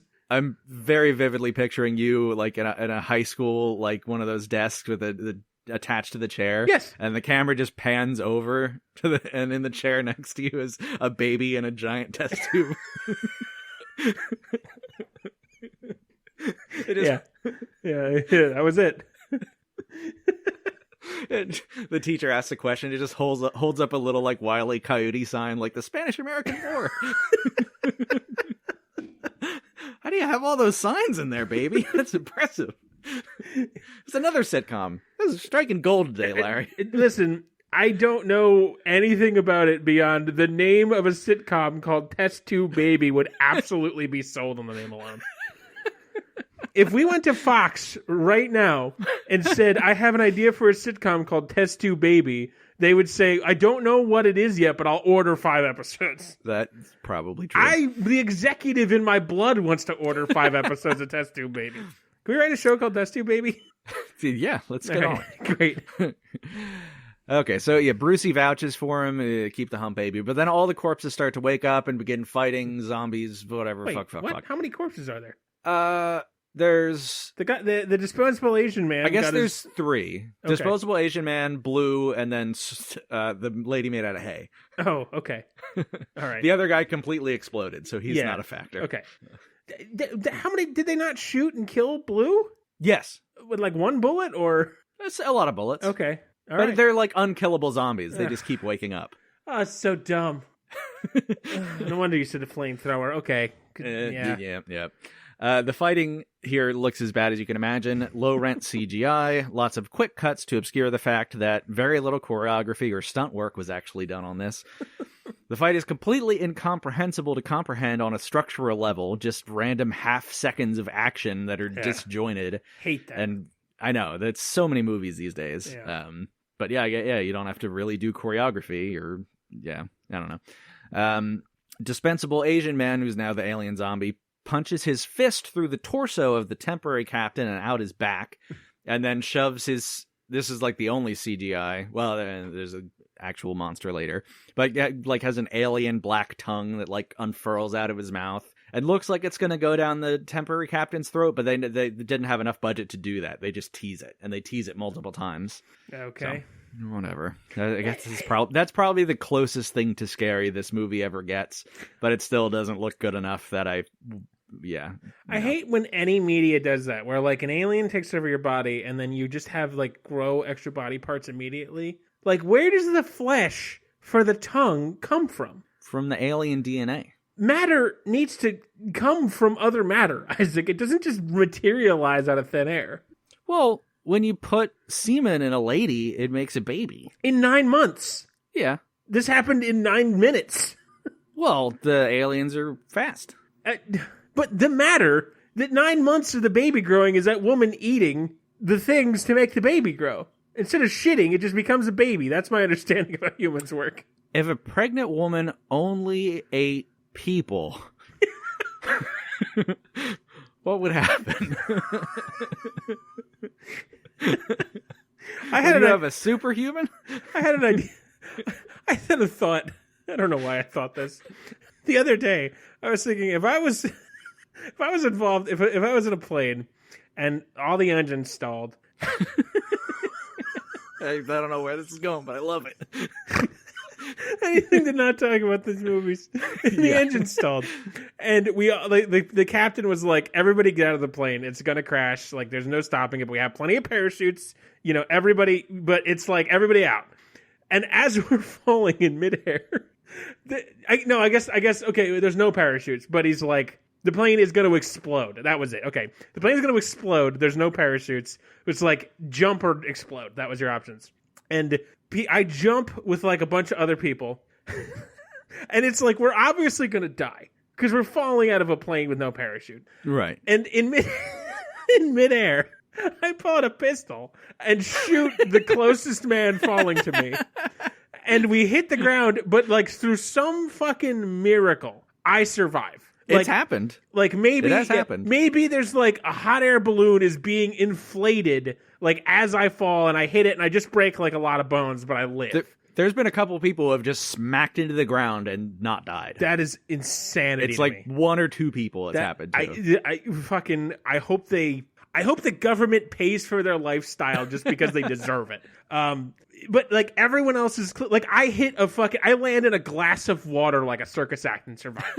But like everyone else is gonna die. Can I be prosecuted for murder? I think it'd be hard to prove. Maybe the crime scene is like 5,000 feet in the air. There's a passing hang glider. This is the dumbest thing. There happens to be a drone. I thought about this for 45 minutes. Jesus. My life is so sad. That's a lot of time to devote. I have a lot of time at my work where I do nothing, but just work that's so mind-numbing I can think of literally anything else. Oh, if there are any lawyers listening, we need your help. I'm genuinely curious in like a scenario where, I don't know. I assume so, but really, I mean... Okay, here's another one. So, International Space Station, right? What if one of the astronauts just kills everyone? I mean, yeah, if you get him back, absolutely. But, like, jurisdiction. You prosecute him, it would be his home country, probably. Or but it didn't happen in the home country. It would be the countries of whoever... I don't think you can just murder people like in international waters, Isaac. You do get prosecuted. You just can't be like... There's some weird thing. It's even more than international waters. It's space. But if he is, let's say he's Polish and he kills an American and a Frenchman and an Englishman, the 3 countries who have people he killed are going to want to prosecute him. Okay. If Buzz Armstrong forced himself on... Buzz Armstrong, a man who absolutely exists, yep. Buzz Aldrin forced himself on Neil Armstrong on the moon. Yeah, he's going to get arrested. Yes. I don't know. Because Neil Armstrong is going to be there, and he's like, Buzz Bill Aldrin... Cosby's not in prison right now. That's all I got to say. I watched a documentary about this guy called the Tinder Swindler, and he like swindled these women out of like over $1 million. He got 5 months in jail, and he is now out and richer than ever, and it's just the most depressing ending to any documentary in the world, because it's like this documentary of 4 very, very sad women who like lives have been ruined, and at the end of it, it's just like, What's his fuck? Served 5 months in prison, is now out. He's back on Tinder. He's buying a Maserati. He has a new girlfriend. It's just like, yeah, exactly. Anyway, so Bruce Willis is in space or something? I haven't been listening. And just start over. I haven't been listening. This is the best and worst episode we've ever had. Brucey, dude, doctor lady, and another generic guy who is certainly going to die at some point end up beating back the aliens and escaping. Our little quartet runs past some Okay, this. Larry. I can already tell where it's going. Just from your hint. Let me guess. They run past and don't warn them? Our little quartet runs past some confused people in the hallway or like coming out of their bedrooms. Brucey barges past them and just yells, "Get into your room and lock the door." Ugh. Not bothering to explain there's a slug zombie alien infestation that's been killing people. Yeah. Immediately after, the quartet arrives in the hooch room, and then in the distance, here's all of those people being killed. Well, thank God they didn't have names or we cared about them. Larry. It's just going to make more zombies. That's the thing. Yes. You know what? Even if you're calloused and even if it's like, oh, they'll just slow us down, you're making more enemies, idiot. Or even say, lock yourself in your room, there's alien zombies eating people. Like, how do you just not tag that on? Right, I don't know. I don't get it. Oh, God. So the slug zombie aliens show up, and now there's a bunch more of them. You don't say. Brucey picks up a flamethrower, and the other guys use their machine guns. The fire alarm starts going off, which means there's now a bunch of red fog everywhere, because in the future, fire suppressant is red fog. And it's definitely not, so we get 5 minutes of meandering around through the dense fog waiting for a jump scare. Oh, man, I'm glad we keep, old earth mop buckets, but we get red fog fire suppression. Generic guy gets dragged off in a jump scare, but Brucey somehow pulls him back and saves him. Whatever. He's definitely not infected. Another generic guy decides to get in one of the escape pods, even though the other people tell him they're nowhere near New Earth yet. They're like half... So they front load the hyper jump in a few seconds, which takes them a lot of the way. Yep. And then they have to travel for 180 days at a slower speed for reasons I don't know.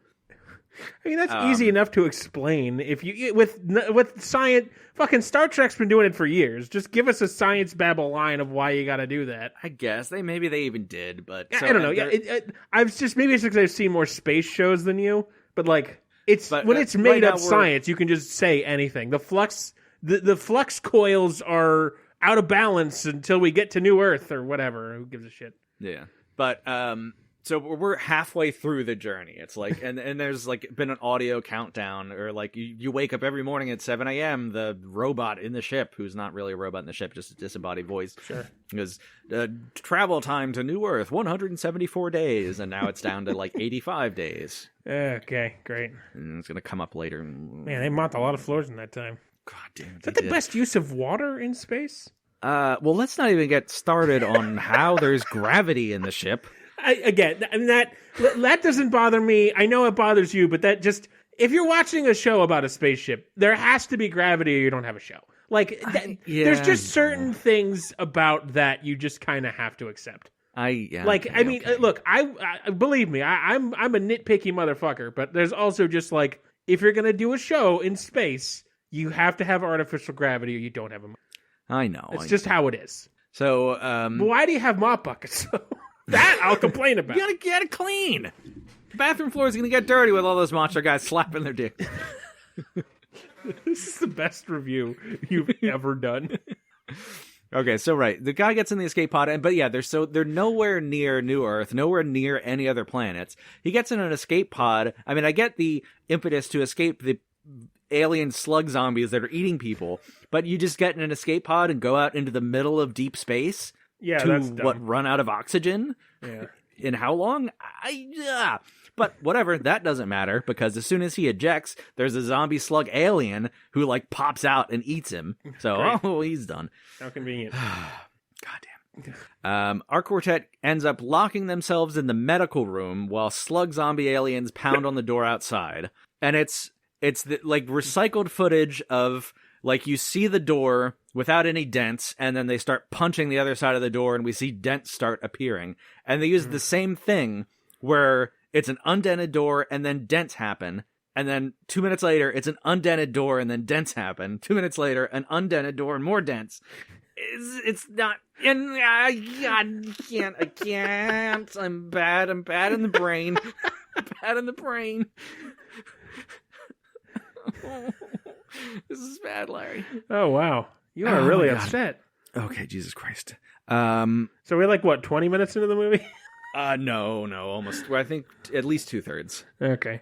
So they don't really have a plan, and the doctor lady says something like, "Oh, yeah, the plan is just to get drunk off of the moonshine and wait for the aliens to eat us." But dude is like, "No, I gotta save my hump baby, and my beautiful wife." So he decides to climb through the air vents, of course, to go wake up the admiral. Who will do what? We'll see. Vape at them? But okay. Jesus. So Bruce Willis is the lead janitor who's just been shit-faced the entire movie. Yeah, drinking moonshine, yep. But the best way to, direct our dude around the vents would be to have Bruce Willis's, again, the janitor, I don't know why he knows anything about the vent system in this ship. They're not cleaning the vents. His disembodied hologram head just kind of follows the dude around and is like, man, take a left, crawl 200 feet. And there's another thing where he's like, the aliens found your position, run, run, run. And he's like, I was just kidding. These fucking people. I know. It's not time for jokes, man. There's a time and a place. There's a way to do a practical joke, and it's not this. Jesus. Oh, God, Jesus. So the disembodied. Can we sell that as an item? The disembodied holographic head of Bruce Willis who makes snide comments. The wounded generic dude just kind of out of nowhere admits it was him who brought the slug zombie alien thing on board to kill everyone because he's part of the rebellion. Human doesn't deserve a second chance. Okay, man. Yeah, cool. And he's also not zombified. Like you made that comment earlier because obviously he should be, but they don't even do that. Okay. I don't know if they thought that was a bold decision, but he's just wounded and is like, I'm so sorry, I killed everyone. And then he gets eaten a few minutes later. That's so dumb. I know. Oh, for fuck's sake. Jesus. Dude in the vents almost gets caught. There's like the dispensable Asian zombie who reaches his hand up through the vent and like unties the dude's shoe and then he still gets away. It's a very funny image. He wakes up. He doesn't know how to wake up the admiral. Like he goes to the computer and it's like, oh, you don't have wait a minute, access. I'm an idiot. Well, no, okay. So he has sysadmin access to change his own records in the system, but he doesn't have access to unfreeze people. Yeah. I don't know. Again, God. I work in a corporation. I can't change my own records if I try. Jesus, I don't have that kind of clearance. My job. I work at an IT company, but I'm very not technical. So I'm like at the lowest. You're like tier a butt of the boy, help right? desk. Yeah, I'm basically a secretary. You're some kind of butt boy, I believe, is what it says in your business card. Me and my other secretary types have the power to reset anyone's password in the entire company. Oh my God, I'd never stop doing it. The only reason they give us that power is because we don't know what to do with it. Like, I could change the CEO's password, and if I knew what to do, I don't know, steal $1 million? But I don't know what to do. I don't know. I'd immediately get caught. Yeah, I would just change it to people I hated. And I would change it just by one number, so they just, or, I'd change the capitalization, just enough to make you think, like, did I do that? Because no human being has ever inputted the password correctly the first time. I love the idea of, well, what's a potential risk, to expose the company to? Let's give it to the people who know nothing about IT. That's the safe way to handle this. It's true. And it is. It's true. It really is. Anything you could do, they can do better. So really, exactly. Yeah, give it to the butt boys. They can't do any harm. Stop calling me a butt boy. Stop acting like a butt boy. Oh my God. Isaac, I love doing this show with you. It's been a good time. Fun was had by all. So, okay, yeah, he doesn't have access, right? That's how he got started on that. Right. So, yeah, when someone's in cryo sleep, you can also just get a crowbar, jam the door off, and they wake up and they're fine. Oh, my head hurts. I laughed myself dizzy. It's not even. There's like nothing to it. It's not like he slowly wakes up. It's just like he pries the door off and the cat, he like wakes up from a nap. Now he's like, oh, what's going on? I'm not a sciencer. And I understand this is a dumb made up idiot movie about space rules, but there is something to be said about the human body and like rapidly changing temperatures. I get a headache whenever it goes from warm to hot in the span of 2 days. For Christ's sake. Yeah. Do you get that about the pressure? I get the pressure. That? Do you get that from if it like goes from really cold to warm in like a span of time? I'll feel it in my joints. I'm just getting to be that kind of person. I get like sinus headaches from the pressure. Yeah. But like if you pour like cold water in a hot glass, it'll shatter. Yeah. It's just not good. Okay, so he wakes up the Admiral, and the Admiral gets very quickly debriefed by Brucey in hologram form, I guess. I don't fucking remember. Then the Admiral wakes up a whole bunch of soldiers, because they just have a ton of soldiers. And, convenient. He also finds out that our main dude is in fact the dude who humped a baby into his daughter's tender, wet, velvet vagina. Okay, man. Fucking weird. Weird. If it was on screen, I'd say I guess you can say that, but you're just kind of picturing it. That's a little weird, man. Yeah, I'm picturing it too now. Thank God for these crotch holes in our pants. Oh yeah, I haven't been playing with that. There we go. Brucey convinces the Admiral you're playing with it. No, I sound like the ghost of my grandmother again.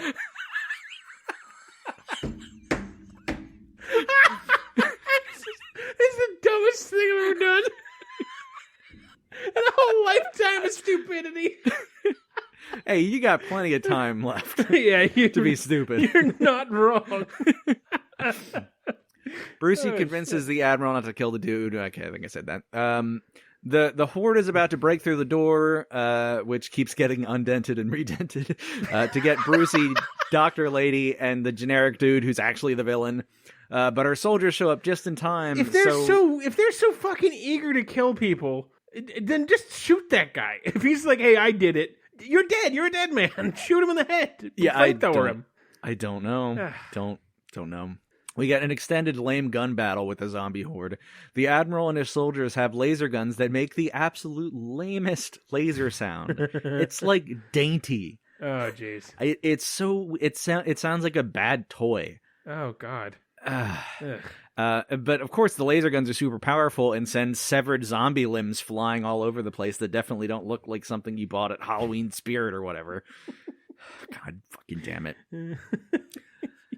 Dispensable Asian zombie who's been getting tons of zombie screen time throughout the movie. How these zombies how have they not like stopped these individual zombies that they have fought so many times? I mean, there's a flamethrower, there's lasers. Like, come on. Yeah, they keep regrouping Fuck's and sake, like reassembling. Okay. We'll get into that a little more shortly. Form ranks, zombie infantry, form ranks. I forget what I was going to say about dispensable Asian zombie. I didn't complete that sentence. Anyway, something happens. I guess I'm sorry. Brucey and Dr. Lady hold them off with traditional guns, but yeah, generic villain guy finally gets eaten, so his arc is dead, and nothing happened. It was pointless, utterly pointless. Our main dude gets chased by some zombie slug aliens into his janitor room. Where, of course, as he's trying to hold off and fight the zombie that's about to eat his throat, that the corrosive chemical from earlier is what actually kills the slug zombie aliens. And, okay, so he's on his back with a zombie on top of him, basically missionary position. It's very sexy. Mm-hmm. And he reaches up, like, behind his head to grab the chemical. This is the chemical that in seconds completely eats through stainless steel. Yeah, I see where you're going with this. Somehow splashes it only on the zombie, gets none on him. The zombie completely dissolves. And doesn't dissolve onto him and through him as well. Yep. And he's just sitting there like holding the bottle being like, oh, I know how to kill the zombies now. In Alien, the zombie bleeds acidic blood that melts through the ship, which becomes a problem. Also, in Supernatural, a show which is not good, but I watched all of, 15 seasons, some of them twice. They're one in season 7. They fight Leviathans, which are just like big, they're everything's sea monsters. Right? Everything's a human being because the show had a very small budget, and they occasionally just have like monster faces, and they're defeated with borax. Very similar, reminds me. I think that's a trope, probably from somewhere else that I just don't know. Yeah, but I feel like that concept of like, and like fucking Signs where the aliens are defeated by water. The worst secret weakness ever. That's like humans going to a planet that's made of lava. That had such a good setup and such a bad payoff. Boy, they really that movie is so bad, and the aliens are so unthreatening too. I know. They're just big, goofy idiot. Like, I feel like I could tackle one of those aliens to death. You don't... M. Can I call you M? Shaman Ding Dong. You don't show the monster. I thought you were talking about Mel Gibson. You were talking about M. Night. Right. That makes more sense, yeah. We're on a first-name basis. So call him M. He calls me Peaches. What does the M stand? We cuddle. We cuddle. Mediocre. That's what it stands for. That's right. Mediocre Night Shyamalan, the ding ding. God, he has such an ego too. Remember when we covered him from The Last Airbender? Pretty sure I asked what does the M stand for then. You gave a different answer. So let's keep that train running. That guy. Okay, Jesus Christ. What does M stand for? Meatball Stub. Shamalama Ding Dong. Modesty. That's certainly the only one that's not true. So the main dude, so he doesn't, he runs back out. Okay, so there's a broom with a whole bunch of this chemical that he has just found out is the only thing that can kill the slug alien zombies. He leaves the room without bringing any of that chemical with him. Of course not. Of course not. Why would he? He goes back to where the main fighting has happened. He sees that the Admiral, who again is the dad of his hump baby mama, has lured a whole bunch of slug alien zombies around him, and then he has a bomb strapped to his chest and he looks at the dude who he knows humped the baby into his baby little girl and is like, tell my daughter I think she's gonna be all right. And then kaboom! That seemed pointless. It seemed pretty early in a fight to be blowing yourself up. So sort of a last gasp sort of thing. It's like there had been a lot of fighting going on, and he was kind of getting cornered, and some of the other army guys were killed. And all right. I wasn't there. Sure. Yeah. Brucey Dude and Dr. Lady watch as because it's a giant explosion, so there's a bunch of mangled gore and body parts, but they all begin to quiver and slowly assemble into a mismatched ball of human and zombie part goo. I kind of had a feeling when you said black goo, we were gonna get like some kind of amalgamation monster. Yeah. It's a much worse CGI version of the Blob. Okay. Like the 50s movie. Yeah, much worse. Yes. 70 years later. Oh, dear. Now that we have computers. Boy. Oh, God. So instead of, saying like, oh, right, I figured out that this chemical, which I didn't bring any with me, kills all the zombies, and we could just dump it on all the separate, disparate goo before it reassembles into a giant monster, they just run away. The trio just runs away. Shit. Then we see the ball of goo, and we don't get like a full shot of the ball of goo yet. It's just kind of like little like close-ups. Yeah. But we see the Admiral's hand extending from the goo to use his fingerprint. Okay. To use his fingerprint to open the door to the reactor. But it's covered in like slime and blood. Yeah. Anyway. It's not going to read your fingerprint. There's no way. God. Okay, and then so the door to the reactor is open. Great. So a bunch of zombies who are not in goo form, still in human form. I don't know where they came from. I don't know anything. I want you to know. Yeah, I have 1,000 questions that I'm suppressing because I know there's no answer to any of them. There's not. Do we ever find out where the alien slugs come from? No, it's left super vague because like the bad guy kind of answer is like science. What, you made them? No, we got them. Listen, from space. I wouldn't be bothered if there was no answer to it, because it can be good in a movie. But when you have a guy who is deliberately releasing them, yes, you got to explain it. Exactly. Like, because Groundhog Day, obviously a very different tone. I was just going to bring that up. Groundhog Day never explains why he's stuck in time, and it's fucking brilliance. The producers were desperate, and they even filmed explanations. Really? Oh wow! And I think I think that was one of the few things that Murray and what's his face, what's his name, the director, like writer of that, Ramis. No, Harold Ramis. It is Ramis. Okay. Yeah. That was one of the few things they agreed on. Was like, we do not want to explain this, but the studio was like, no, you need an explanation. So they filmed an explanation, but I think purposely filmed it in a way that they couldn't use it, so they would be forced to. I don't know. There was Bill Murray just had his dick out. No, yeah, that is always what I think of when I complain about that, because it can be done correctly. Yes, but if you're going to introduce that a guy, a human man, released an alien bugger into the goop of humanity, you have to explain it. these sentences out of context. If not, then just have the ship be flying along and a slug just slap onto the side of it and start crawling. That would be fine. I'm fine with that. It's not great, but I'm fine with it. If a human man, does it, you have to explain it. I concur. I do agree. So, Ooh, is in Jesus. my yard. Oh, God, I'm going to throw up. Oh, my God. This is long for one of your episodes. It really is. And I have a little bit left. All right. I got a decent amount left. Fantastic. Jesus. Okay. So, fuck. I just lost my spot, of course. Right. Okay. So, all the zombies who are not in the ball of goo, but are still in human form, I don't know where they came from, but they go just stand around the reactor. Okay. Which, again, is kind of just a vertical column of lights and Sure. fog that looks like it's in the middle of a rave. This makes the ship go faster. Okay. Is that explained? No. Oh, okay. No. And we know the ship's going faster because it starts rumbling and shaking, and then the automatic voice, because it's like 80 days left to arrival to New Earth, and then it's suddenly 79 days until arrival at New Earth, 78 days until arrival at New Earth, 75 days until arrival, and that keeps going on for the next 10 minutes as the movie progresses. But how? No, Larry. I think you're confused. The zombies in human form are standing around the reactor, and that makes the ship go faster. Just have Chief O'Brien explain why it's going faster. Give me something. Give me technobabble. Why doesn't one of the zombies just turn a knob?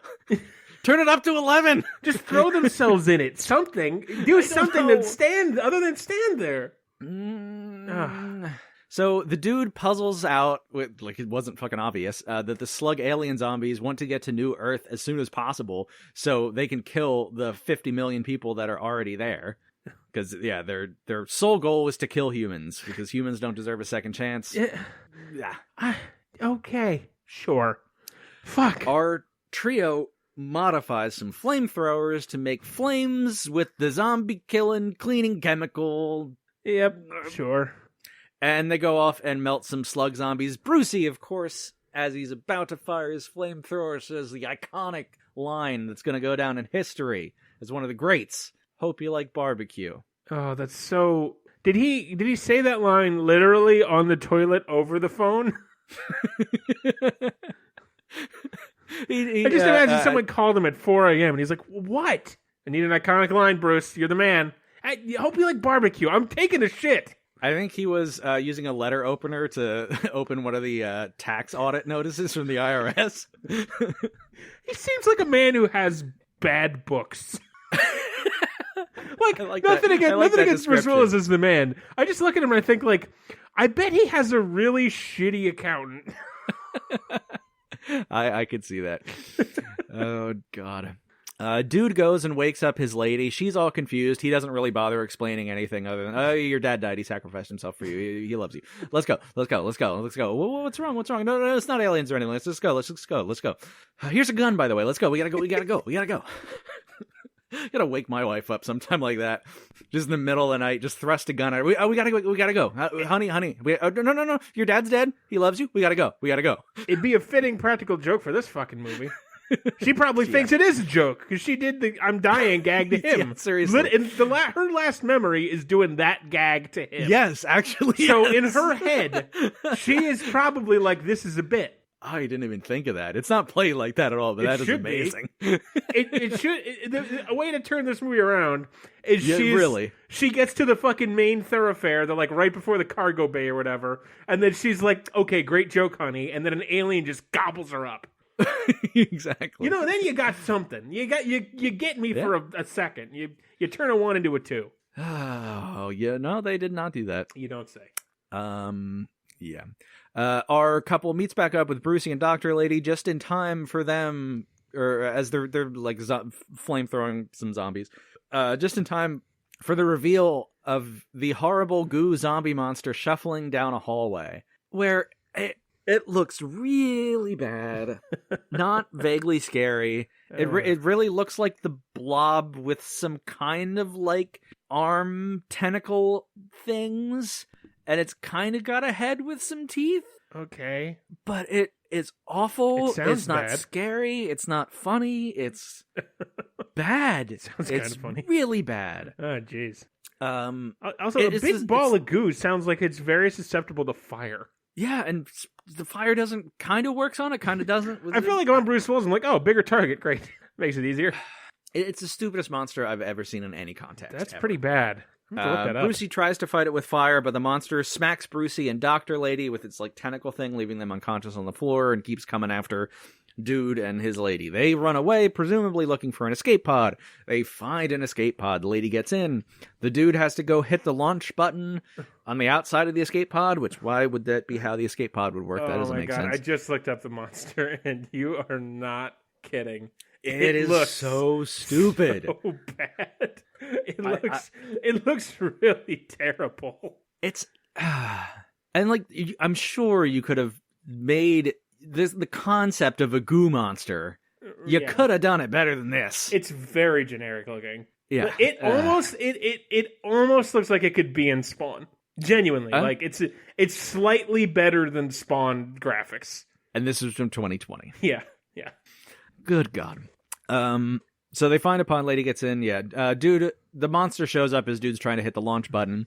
Dude shoots fire at it, and then shoots fire at the fire alarm thing again, which makes a bunch of red fog come out of nowhere.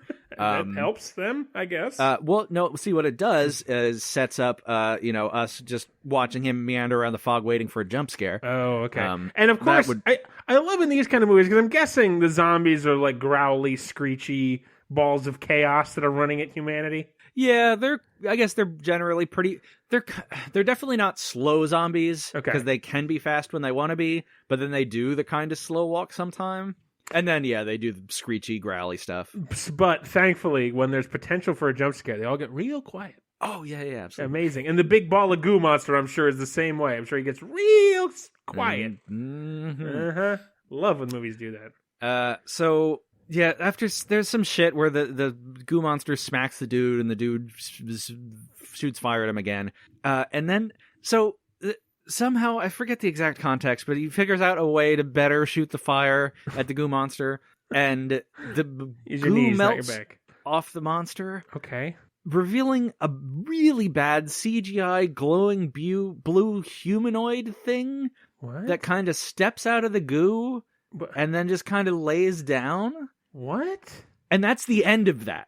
What? That's the end of that. Oh, that's so dumb. I don't know. So was it? I don't know. I have no idea. Are they setting up for a sequel? What?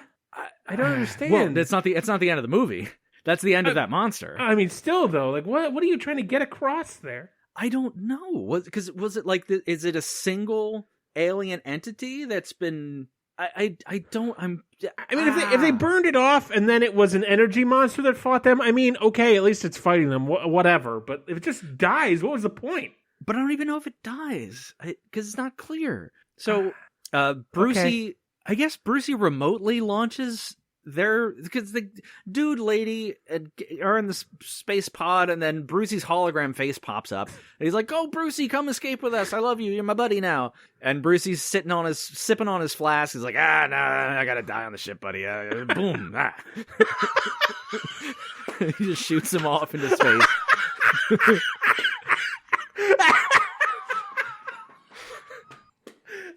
Oh my god, that's your best impression ever. Oh man, I'm dizzy. Oh. Wow. So Brucey just launched them off. He's just sipping on his flask, really acting drunk now. Maybe not acting drunk. He might have just been drunk. Yeah, that might have been a rider in the contract for this shitty movie, is I get to be hammered on screen at all times.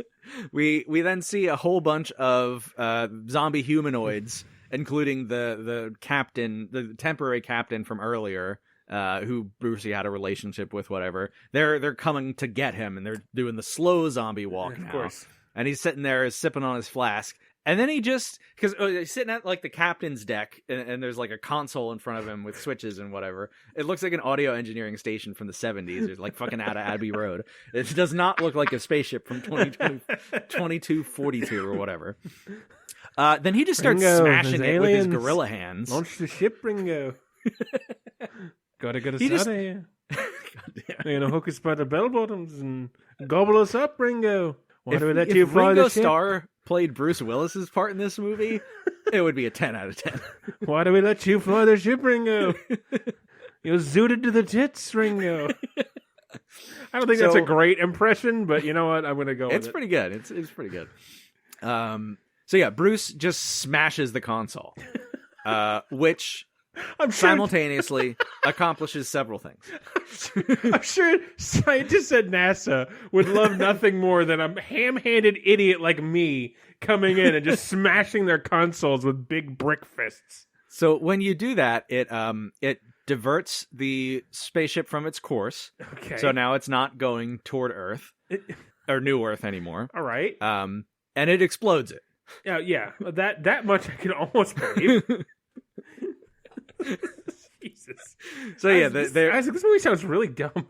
Wait, we're getting to the end. Oh, can I wait? Now that you're giving me a hint, can I make a Can I make a thought? Sure. Prediction: the Earth 2 is full of slug aliens already. Yep, I can see by your face that I am correct. Yep. But it's worse than you're thinking. They have their own society. Okay. So, oh boy, the escape pod arrives on New Earth, and it robot lands on the planet. Sure. Whatever, fucking stupid. They climb out and they're sort of walking around like an open field, and there's some woods around, and they're just kind of in the wilderness. Of course, it doesn't land in like the society or the city or whatever. It just lands in the middle of the woods. Was any attempt made to try and save the 300? I guess you can if the ship's full of zombies. I guess that's kind of just the price of doing business. Yeah, and they had started the zombies had started waking up some of the cryo people and zombifying them. So it wouldn't make any sense to it's try and done. save them. Brucey's just got to blow the ship up. Yep. All right. So yeah, they climb out of the pod. They start walking around the wilderness. Everything's all blue and hazy and shit. They see a little girl standing, facing away from them. Oh my god! At a distance in the field. And they call out, "Hello! We got here from the ship from the Earth. We're here to say hi." And she turns around, and of course, she's a fucking zombie. Yep. Great. So right, you think end the movie there? That'd be fine. Yeah. No. Oh no. No. No. Oh no. We then see rising out of the misty distance A giant. a massive zombie goo monster hundreds of feet tall.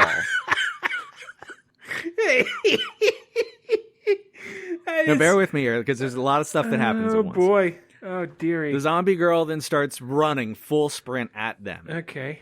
Lady, who doesn't look remotely pregnant. I know a lot of people don't necessarily show a whole lot, but she has no baby bump whatsoever. Okay. Her water breaks. Okay, that's wild. She says, "The baby, what are we going to do?" Just like that. Dude then points his stupid tiny flamethrower with its limited canister of that special goo, which he doesn't have refills on because he didn't bring any with him or anything like that, at the huge monster in the distance that's hundreds of feet tall. And his response to "the baby, what are we going to do?" He pulls the trigger and says, "Burn them all." And the credits roll. Oh my god, that is immensely stupid. That's the worst ending Wow. to the worst movie I have ever seen. Wow, man. That really sounded terrible. It absolutely nothing good about it. Not anything close to good about it. The closest thing is the heartburn joke, and that's not good. Yep. And they fucked it up. Yeah, they did it wrong. So there wasn't. I mean, there was like stupid wow. macho dude stuff. So that was some of that was annoying, but they weren't overtly sexist or they had the Asian guy, of course, is the zombie that gets at first. But at least there wasn't like some really problematic stuff like we saw in movie 43 or even that fucking Tim Allen Super Kids movie. So yeah, there wasn't anything that offended me on a human level. Right. But everything about this movie was so stupid. There was nothing good. They didn't get anything right. All the performances are trash. Bruce Willis so lazy. Yeah. So lazy. Oh my God. I don't know if you need to retire. If you're sick, Bruce, just, go to Hawaii, sit on a chair, relax. You've earned it. Well, don't do this. Like I said, he looks like a man with a terrible accountant. Yeah, okay. Fair enough. Bruce, if you need a place to stay, I got a spare bedroom. There's a cat in it. Oh, shit. Wow, that was really terrible. Yeah. Holy 1 out of 10. And I don't give zeros, so this is as low as I go. Man. Bad. Man, I love that we also have independent rating systems. It really helps keep track of things. Really keep things on pace. It's really 1 smart out of us. of 8 1/4. My lowest score, 13 out of 65. Negative 14 out of 6 stars. 14 thumbs up. 1 Garfield out of 6 peanut characters. Oh, wow, man. 6 thrusts and a finish. Oh, the Isaac Early special. That's right. 2 tugs. That's tattooed on my chest. So they know what's coming. As long as they're in missionary. Yeah, right. And you take your shirt off. Yeah. Well, also every shirt I wear says that. Can't you see? Oh, you're right. I'm sorry. Oh my God. So yeah, wow. I am happy to never ever think about Breach again. Man. Oh boy. Man. Yeah, no, that's unbelievable. I think that was my favorite episode we've ever recorded. Genuinely. It was a lot of fun. That was a blast. It was a lot of fun. Man, that movie sounds awful. I almost want to watch like 10 minutes of it to see how terrible it truly is. Oh, yeah. Again, dip in at the second half where all the zombies are, because before they're zombies, it's like 30 minutes of just stupid space janitor fucking sitcom shit. Jesus Christ. It's fucking awful. But, so next time I'm covering The Big Lebowski. Nope. Die Hard with a Vengeance. Nope. Sorry. Pulp Fiction? No. Next I'll week. do another Bruce Willis movie. Before this series ends, you will probably watch Hudson Hawk, which is a movie that I think is good, but you will hate. I'm very, very intrigued. No, next week I have the Hungover Games. Is it Hungover or Hangover? I'm not sure which way they went. Yeah, with it. I guess Hungover because Hunger Games. Yeah. Yeah. I love parodies and hate myself. One of those things is true. You're gonna have to do something about that. I know. I'm gonna put it in the trash today. Immediately. I can't be trusted. I'm glad. With great power comes great responsibility, and I don't need this much power. Is that thing your Uncle Ben? Is that what we're learning in your Spider-Man story? Is that what needs to get killed for you to grow? Probably, yeah. Yeah. I like how even you are aware that there's too much responsibility for you to bear. I can't be trusted. It's just going to be a fart-based podcast if you're not stopped. I know. I mean, farts are always funny, but, Yeah, sure. Whatever you say. Yeah, and so for next time you have a review, 2 Sundays from now. I'm really scared because I looked around for a little bit. I had been kind of throwing stuff at you that I had sort of just seen and been like, yeah, that'll be good. Yeah, that'll be good. But I actually remembered the conceit of this show and figured maybe I should actually... really spend some time and find something really terrible. Isaac, what do you know? So that means I'm probably going to like it. Yeah, that's usually how this works, is when I throw something away, it ends up being things you hate. I had seen Breach. Breach was on my radar, but a lot of times the things you end up hating the most are stuff that I forget what we're doing in this podcast, and I pick in the middle of the review you're doing, I pick the next one, because I've forgotten what I'm supposed to be doing. So how familiar are you with, like, old 1980s magazines? 1970s, 1980s. Okay. So you never heard of a magazine called Heavy Metal? Not really, no. Oh, that's good. Is this the sequel to that movie that I think I passed over? Well, there is a sequel to a movie that you are going to be watching called Heavy Metal 2000. Yes, you will be watching that. That's the one I had kind of glanced at. Oh, so you've seen it. Okay, good. So this won't come as such a surprise to you then. I know nothing about it, but I saw the thumbnail on Amazon and was like, I should probably look into this more, and I didn't, and now much to my chagrin.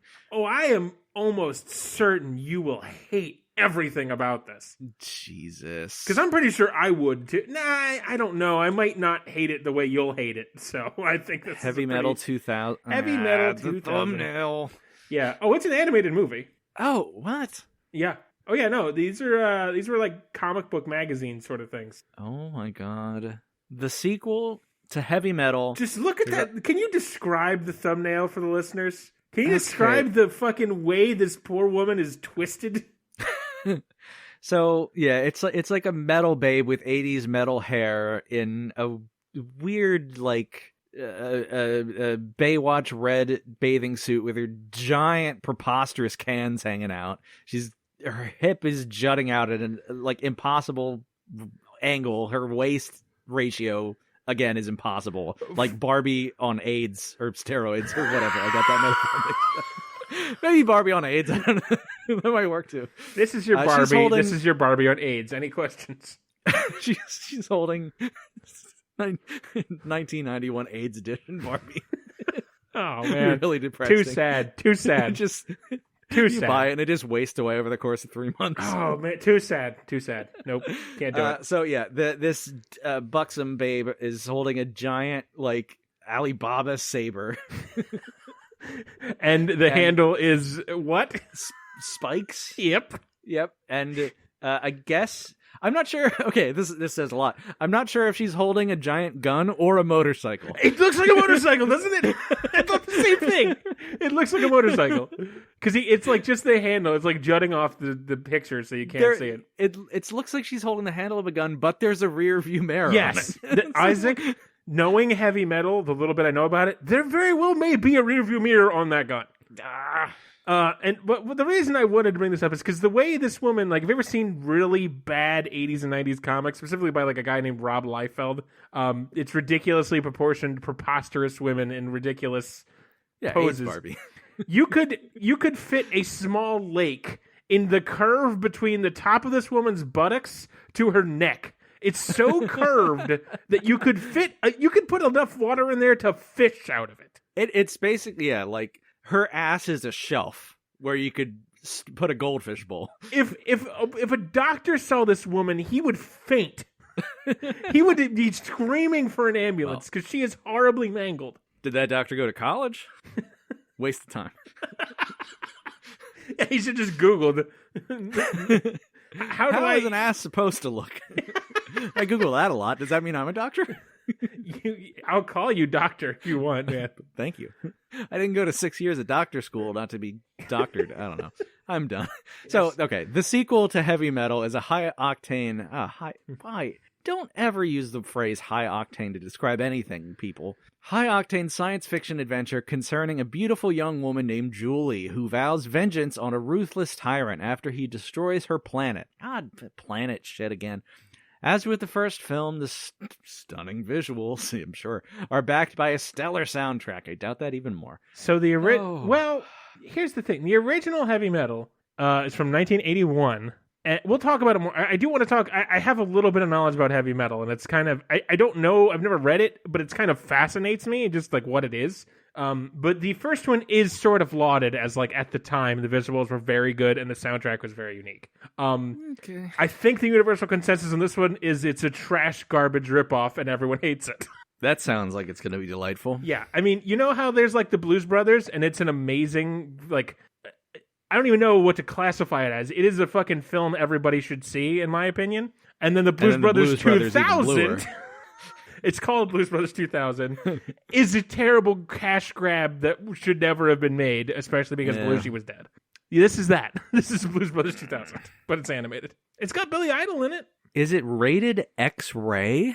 Yes. I don't know what you're talking about, but I'm going to say yes. Because it's like, on Amazon Prime, IMDb 5.4, 1 hour, 27 minutes, the year 2000, in a little box, X-ray, and another little box, 18 plus. Maybe, this is going to sound stupid. Maybe you can watch it with X-ray vision glasses. That's not a thing, Larry. No, I mean, it is a thing. A compartment in your computer's not going to open up and hand them to you, but maybe it's supposed to be. X-ray glasses are not a thing. I'm thinking of 3D. God damn it. Yeah, nope. I mixed up X-ray and 3D, yeah. No. Not like Superman walking around seeing women's panties. No, he sees like bones and musculature and stuff. It's not even exciting. Yeah. When you strip them down far enough, it's the good stuff. Yeah,